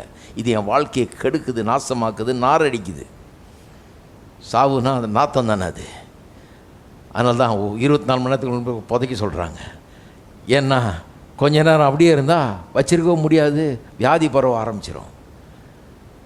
மனுஷனுக்குள்ளே இந்த பாவமும் இந்த பொல்லாப்புகளும் இந்த தீய குணங்களும் இந்த பொல்லாத காரியங்கள் அப்படியே தங்கி இருக்குமானா இதை வைத்துக்கொண்டு ஒரு மனுஷன் வாழ்நாள் முழுக்க வாழ்கிறான்னு வைங்க, எப்படி இருக்குன்னு நினைக்கிறீங்க? அவனுடைய வாழ்க்கை நாரிடும். வீடு நாரிடும், நாடு நாரிடும், எல்லாம் நாரிடும்.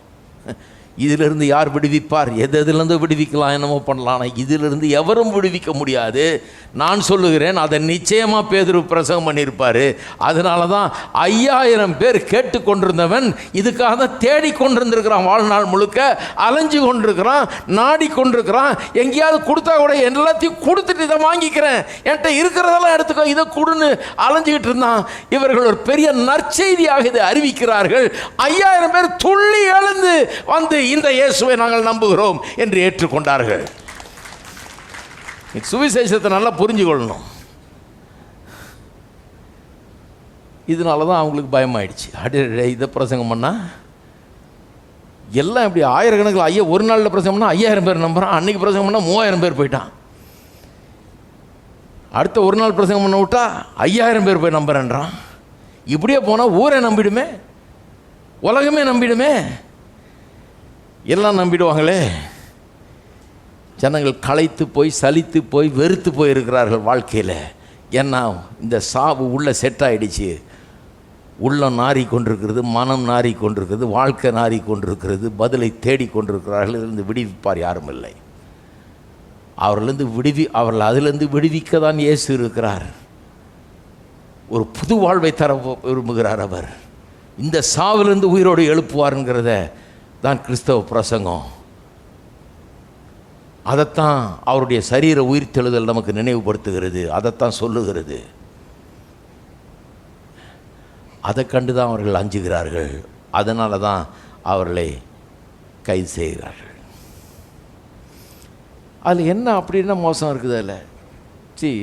இப்படி சொன்னால், அன்றைக்கு அந்த யூத மார்க்கத்தார் தான் தேவாலயத்தில் இருக்கிறவர்கள் தான் அந்த காவலாளிகள் அனுப்பிச்சு இவர்களை அரெஸ்ட் பண்ணுறாங்க. தேவாலயத்தில் இந்த யூத மார்க்கத்தை சேர்ந்தவர்கள் தான் இவர்களை கைது பண்ண வச்சது, விசாரணைக்கெல்லாம் கொண்டு போனது. உண்மையாக அவங்க சந்தோஷப்பட்டிருக்கணுமே. அவங்க ஜனங்களுக்கு ஏதோ பதில் கிடச்சிருக்கு. இவ்வளோ நாளாக பாவம் எல்லாம் தேடிட்டு இருந்தான், எவ்வளோ அலைஞ்சிட்டு இருந்தாங்க, அங்கலாச்சிட்டு இருந்தாங்க, பதில் கிடைக்காம அலைஞ்சிக்கிட்டு இருந்தாங்க. எவ்வளோ மக்கள் கஷ்டப்பட்டுட்டு இருந்தாங்க. ஊரில் மக்கள் இவ்வளோ கஷ்டப்படுறாங்க, பதிலுக்காக தேடுறாங்க, அலையிறாங்க, பதில் இல்லாமல் திரியிறாங்களே. அவர்களுக்கு ஒருத்தன் பதிலை சொல்லியிருக்கிறானே, அவங்க கண்ணு முன்னால் அந்த பதில் அப்படியே நடக்குதே. நல்லது தானே இது. ஒருத்தன் சோமானா இது மாதிரி இவன் முடவன் எந்திரிச்சு நடந்த மாதிரி நீங்களும் உங்களுடைய வாழ்க்கையில் உங்களால் இதுவரை செய்ய முடியாத செய்யக்கூடிய அளவுக்கு மாற்றுகிறதா அந்த உயிர்த்தெழுதல். நீங்கள் இதுவரை இல்லாத அளவுக்கு இனிமேல் இருக்கலாம். புதிய சாத்தியக்கூறுகள் கொண்டு அற்புதமான ஒரு வாழ்க்கையை இயேசு தருகிறார் என்று சொல்லுகிறதில் என்ன தப்பு இருக்குது? அதை மக்கள் தேடிக்கொண்டிருந்தால், அதை மக்கள் அடைந்தால், அதை குறித்து இந்த யூத மார்க்கத்தின் அதிகாரிகள் அதை குறித்து சந்தோஷப்பட வேணும் அல்லவா? ஏன் அதை பற்றி வருத்தப்படணும்? அவங்க இந்த சமுதாய சேவை செஞ்சுக்கிட்டு இருக்கிறாங்க. ஜனங்களுக்கு நன்மை செய்கிறவர்களாக இருந்தால் பொது சேவையில் ஈடுபட்டிருப்பார்கள் என்று சொன்னால் என்ன பண்ணணும்? சந்தோஷப்படணும். அப்பா வா, உன் செய்திக்காக தான் இவ்வளோ நாள் காத்துட்டு இருந்தோம், இது மாதிரி ஏதாவது நடக்குமான்னு தான் காத்துட்டு இருந்தோம். இந்த செய்தியில் ஜனங்களுக்கு சந்தோஷம் வருது, மகிழ்ச்சி வருது, நல்லது நடக்குது, நீ இன்னும் நல்லா பிரசங்கம் பண்ணுதே அப்படின்னு நல்லவா சொல்ல வேணும். ஏன் அதை பற்றி கோபப்பட்டார்கள்? ஏன் அதை பற்றி அவர்கள் எரிச்சல் அடைந்தார்கள்? ஏன் சினங்கொண்டார்கள், கோபப்பட்டார்கள்? ஏன்? 5ஆம் வசனத்திலிருந்து வாசிக்கிறேன் பாருங்கள். மறுநாளிலே ஜனங்களுடைய அதிகாரிகளும் மூப்பொருளும் வேதபாரகரும் பிரதான ஆசாரியராகிய அன்னாவும் காய்பாவும் யோவானும் அலெக்சாந்தரும் பிரதான ஆசாரியருடைய குடும்பத்தார் யாவரும் எருசலேமில் கூட்டம் கூடி அவர்களை நடுவே நிறுத்தி, நீங்கள் எந்த வல்லமையினாலும் எந்த நாமத்தினால் இதை செய்தீர்கள் என்று கேட்டார்கள். அப்பொழுது பேதுரு பரிசுத்த ஆவியினால் நிறைந்தவர்களை நோக்கி, ஜனத்தின் அதிகாரிகளே, இஸ்ரவேலின் மூப்பர்களே, பிணியாளியாக இருந்த இந்த மனுஷனுக்கு செய்யப்பட்ட உபகாரத்தை குறித்து எதனாலே இவன் ஆரோக்கியமானான் என்று நீங்கள் இன்று எங்களிடத்தில் விசாரித்து கேட்டால், உங்களால் சிலுவையில் அறையப்பட்டவரும் தேவனால் மரித்தோரிலிருந்து எழுப்பப்பட்டவருமாக இருக்கிற நசரேயனாகிய இயேசு கிறிஸ்துவின் நாமத்தினாலேயே இவன் உங்களுக்கு முன்பாக சொஸ்தமாய் நிற்கிறான் என்று உங்கள் எல்லாருக்கும், இஸ்ரவேல் ஜனங்கள் எல்லாருக்கும் தெரிந்திருக்க கடவுது. வீடு கட்டுகிறவர்களாகிய உங்களால் அற்பமாய் எண்ணப்பட்ட அவரே மூளைக்கு தலைக்கல்லானால் அவராலே என்று வேறொருவாலும் ரட்சிப்பு இல்லை. நாம் ரட்சிக்கப்படும்படிக்கு வானத்தின் கீழெங்கும் மனுஷருக்குள்ளே அவருடைய நாமமே அல்லாமல் வேறொரு நாமம் கட்டளையிடப்படவும் இல்லை என்றார். அடுத்த நாள் விசாரணை கொண்டு போய் உள்ள தள்ளியாச்சு. அடுத்த நாள் கூப்பிடுறாங்க. இந்த யூத மார்க்கத்தின் தலைவர்கள்லாம் உட்காந்துருக்குறாங்க. விசாரணை நடக்குது. யாரெல்லாம் இருந்தாங்கன்னு பாருங்கள். அதுவே இண்டிகேஷன், ஏன் உங்களுக்கு இவ்வளோ கோபம், ஏன் இவ்வளோ எரிச்சல்னு. பிரதான ஆசாரியனாக அண்ணாங்கிறது இந்த காய்பாங்கிறவர் தான் ஆக்சுவலாக அன்றைக்கு இருந்த பிரதான ஆசாரியன். அவனுடைய தகப்பன் ஒரு பெரிய மூப்பர். அவரும் பிரதான ஆசிரியனாக இருந்த ஆள். இப்போ அவர் ரிட்டையர் ஆகி மகன் இருக்கிறான், யோவானும் அலெக்சாந்தரும். இது காய்பாவுடைய சகோதரர்கள் 2 பேரும், எல்லாம் ஒரு குடும்பம். பிரதான ஆசாரியருடைய குடும்பத்தார் யாவரும் எருசலேமிலே கூட்டம் கூடி அவர்களை தடுத்து நிறுத்தி, எந்த வல்லமையினாலே எந்த நாமத்தினாலே இதை செய்தீர்கள்னு கேட்குறார்கள். அதுலேருந்தே விளங்குது, இந்த ஒரு குடும்பத்தை சேர்ந்தவர்கள், தகப்பன், மகன், சகோதரர்கள் அப்படின்னு சொல்லி எல்லோரும் சேர்ந்து அந்த தேவாலயத்தில் நடக்கிற எல்லாத்தையும் மொனாப்புலைஸ் பண்ணி கொண்டிருந்தார்கள். அங்கே ஒரு பெரிய வியாபாரம் மாதிரி நடக்குது பாருங்கள். பலியிட வர்றாங்க, புறாவை வாங்குறாங்க, ஆட்டுக்குட்டிகளை வாங்குறாங்க, காசு பணத்தை மாற்றுறாங்க. பெரிய ஒரு வியாபார ஸ்தலமாக அந்த தேவாலயத்தை மாற்றிட்டாங்க. பெரிய ஒரு மால் மாதிரி ஆயிடுச்சு தேவாலயம். இதில் எல்லாருக்கும் இவங்களுக்கு ஒரு கட்டு இருக்குதுன்னு நினைக்கிறேன், எல்லாத்துலேயும். ஏன்னா இவங்க தான் பெரிய அதிகாரிகள். அதிலிருந்து இவங்களுக்கு சில லாபங்கள்லாம் இருக்குது பாருங்கள். எல்லாத்துலேருந்து இவர்கள் நல்லா பணம் சம்பாரிச்சிட்டு இருக்கிறாங்க. இந்த ஒரு குடும்பம் அதை ஆண்டு கொண்டிருக்கிறது. இவர்களுக்கு அவ்வளோ பெரிய ஒரு அதிகாரம் அந்த ஊரில் இருக்குது. ஊர் முழுக்க இந்த யூத மார்க்கத்தில் நடக்கிற காரியங்களுக்கெல்லாம் இவர்கள் தான் பொறுப்பாளிகள், இவர்கள் தான் அதுக்கெல்லாம் அதிகாரிகள். காவலாளிகள்லாம் தங்களுடைய அதிகாரத்துக்கு கீழே வச்சுக்கிட்டு சொன்னால் செய்யணும், அந்த மாதிரி ஒரு பெரிய அதிகாரத்தை உடையவர்களாக வழங்கினாங்க. ஊரில் யூத மார்க்கத்தை குறித்த காரியங்கள் எது நடந்தாலும் அதில் இவர்களுக்கு அதில் காரியம் இருக்கிறது, இன்ட்ரெஸ்ட் இருக்குது. இந்த மாதிரி ஒரு வெஸ்டட் இன்ட்ரெஸ்ட்னு சொல்லுவாங்க இல்லையா, அவர்களுக்கு ஏதோ இருக்குது அதில், அதுதான் வெஸ்டட் இன்ட்ரெஸ்ட்ன்றோம். அவங்களுக்கு ஏதோ லாபம் இருக்குது அதில். இதனால தான் இப்போது இவர்களை பார்த்து அவர்கள் அஞ்சுகிறார்கள். ஏன் எவ்வளோ பயந்தாங்கன்னா, பேதுருவை போட்டு உள்ள தள்ளினதும் இல்லாமல் அவனை கூப்பிட்டு நிறுத்தி விசாரணை பண்ணி எந்த நாமத்தினால இது செய்யின்னு சொல்கிறாங்க. பேதுரு விடுவாரா? இதுதான் சான்ஸ்னு ஒரு பெரிய பிரசங்கத்தையே பண்ணி விட்டார். கடகடன்னு பெரிய மிஸ்டேக் அவரை விட்டதே. இப்போது விட்டதில் அவர் க்ளீன் அடிச்சு தள்ளிட்டார். நீங்கள் சிலுவையில் அறைந்த நசரேயனாகி இயேசு கிறிஸ்துவின் நாமத்தினால் இவர் எழுந்து நடக்கிறான். வீடு கட்டுகிறவர்களாகி நீங்கள் உங்களால் அற்பமாக எண்ணப்பட்ட வீடு கட்டுகிறவர்களாகி உங்களால் அற்பமாக எண்ணப்பட்ட அவரே மூளைக்கு தலைக்கல்லானார். அவரால் என்று வேறொருவரால் ரட்சிப்பு கிடையாது.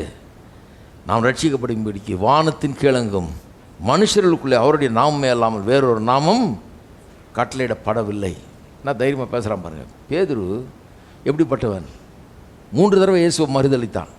அந்த பெண் கேட்குறா இல்லையா, இயேசுவை கைது பண்ணி கொண்டு போயிட்டாங்க. அந்த ஒரு இடத்துல குளிர்காயிற இடத்துல பெண் கேட்குறா, இவனை பார்த்துருக்குறேன் நாங்கள் அவரோட. இல்லவே இல்லை. 2வது தடவையும் திருப்பி இல்லை இவனை பார்த்துருக்குறேன், மூஞ்சி ரொம்ப ஃபெமிலியராக. இல்லவே இல்லை. 3வது தடவை சொல்கிறா, சபிக்க தொடங்கிட்டான் அவன். சத்தியமாக இல்லைன்னு சத்தியம் பண்ணவும் சபிக்கவும் தொடங்கிட்டான். அப்படிப்பட்டவன் அவனுக்கு என்ன நடந்தது? 3 காரியம் நடந்தது. 1, இயேசுவை கண்ணால் பார்த்துட்டான். உயிர்த்தெழுந்த இயேசு இவனுக்கு காட்சி அளித்துட்டார். இவன் தான் ஓடினான் கல்லறைக்கு போனால் இல்லை சரீரம். பிறகு இவனை சந்திக்கிறார். இவன் இயேசுவை பார்த்துட்டான். அவர் உயிர்த்தெழுதார்ன்றதை தெரிஞ்சுக்கிட்டான். அவன் கேள்விப்பட்டவனே ஓடினான். இப்போ நல்லா போய் அந்த கல்லறையை பார்த்துட்டான், காலியாக இருக்கிறத பார்த்துட்டான். உயிரோடு எழுந்த கிறிஸ்துவை தன்னுடைய கண்ணால் கண்டுட்டான். அவன் பல முறை பார்த்துட்டான். 2வது,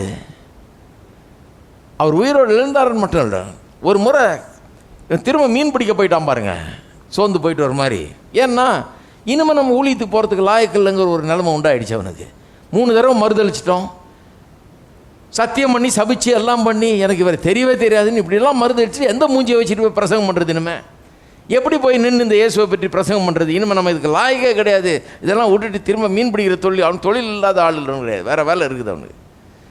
போட்டு எல்லாம் இருக்குது, இப்போ மீன் பிடிக்கிறவங்களாம் இருக்கிறாங்க, இதுதான் காலகாலமாக செஞ்சு வர்ற தொழில். அதுக்கே ரிட்டர்ன் ஆயிடுறேன், நான் திருப்பி நான் எடுத்துடுறேன் அப்படின்னு சொல்லிட்டு போய் எடுத்து வலையை எடுத்து கழுவி க்ளீனாக படகுல போட்டு திரும்பி போய் வேலையை செய்ய ஆரம்பிச்சிட்டான் பாருங்கள்.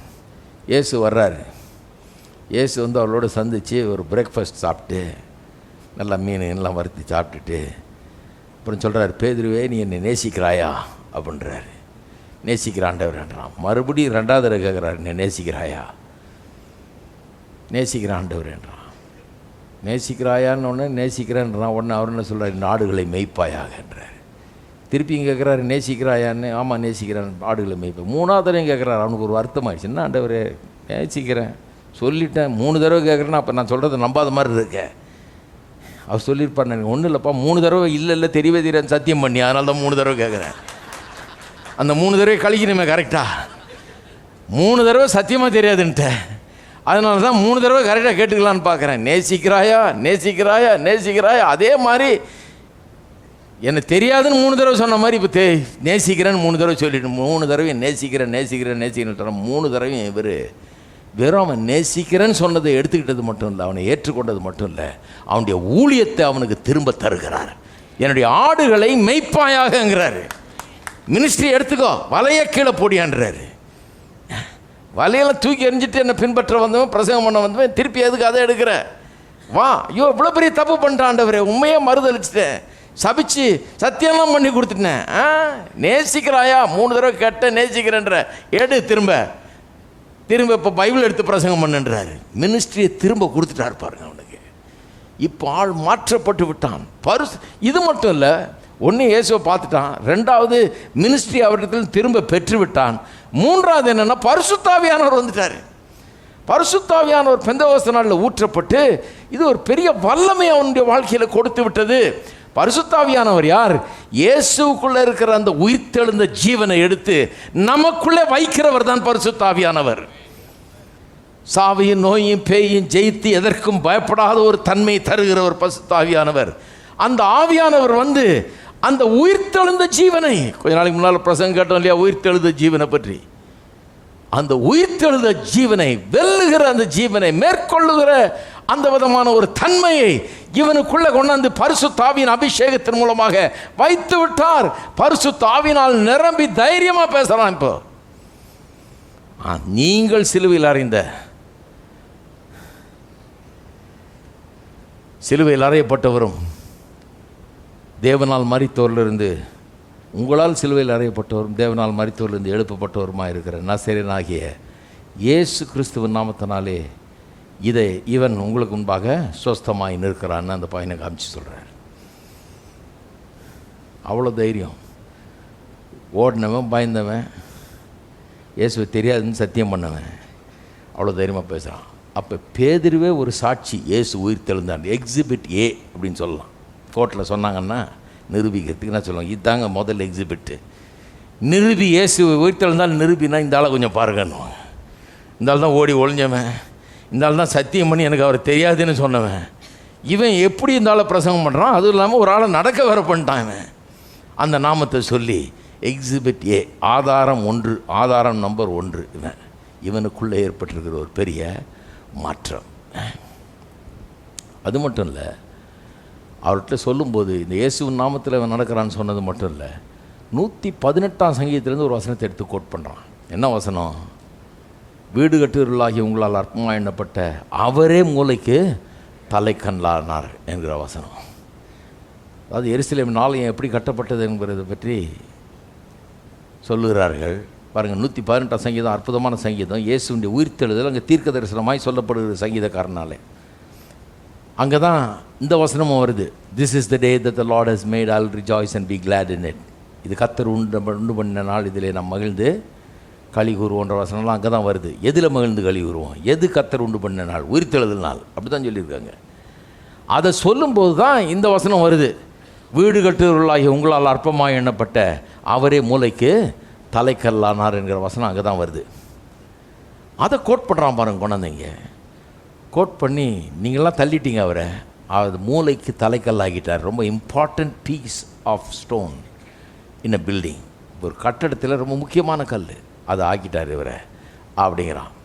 தேவாலயம் கட்டப்படும் போது கல்லை வந்து இந்த மலை அடிவாரத்திலிருந்து வெட்டி சதுக்கி கொண்டு வந்தாங்களாம் பாருங்கள். ஏன்னா கட்டுற இடத்துல, தேவாலயத்தை கட்டுற இடத்துல எந்த சத்தமும் கேட்கக்கூடாது, இரும்பு சத்தம் வேலை சத்தம் கேட்கக்கூடாதுன்னு கீழே மலை அடிவாரத்திலே வெட்டி சதுக்கி சைஸுக்கு கரெக்டாக சைஸ் பண்ணி ஷேப் பண்ணி அந்த வேலையெல்லாம் தட்டுறது வெட்டுறதெல்லாம் அங்கே வச்சுக்கிட்டு கரெக்டாக சைஸுக்கு கொண்டாடுறாங்க. அப்படி தான் கொண்டு கட்டினாங்களாம் தேவாலயத்தை, மலை மேலே கொண்டாந்து கட்டுறாங்க. அப்போ அந்த கற்கள் கொண்டு வந்து கொடுக்கப்பட்டதான். இப்படி கற்கள் லோடாக வந்துகிட்டு இருக்குது. அதில் ஒரு நாள் ஒரு பெரிய கல்லை அனுப்பிச்சாங்களாம். அதை தூக்கி யாரும் ஓரமாக வச்சுருக்கிறாங்க. அந்தந்த கல்லை வைக்க வேண்டிய இடத்துல வச்சு அப்படி தான் அந்த கட்டடமே உருவாகுது. அப்போ இந்த கல் எதுக்குன்னா எல்லாம் யாரோ சொல்லிட்டாங்க, இது எது தெரில, சும்மா கொண்டு வந்து வச்சுருக்காங்க போல இருக்குது, என்னன்னு தெரில இது அப்படின்னு சும்மாவே கடந்துருக்குது. ரொம்ப நாளாக கடந்துருக்குது. கட்டிட வேலை பாட்டுக்கு மாத கணக்கில் நடந்துருக்குது.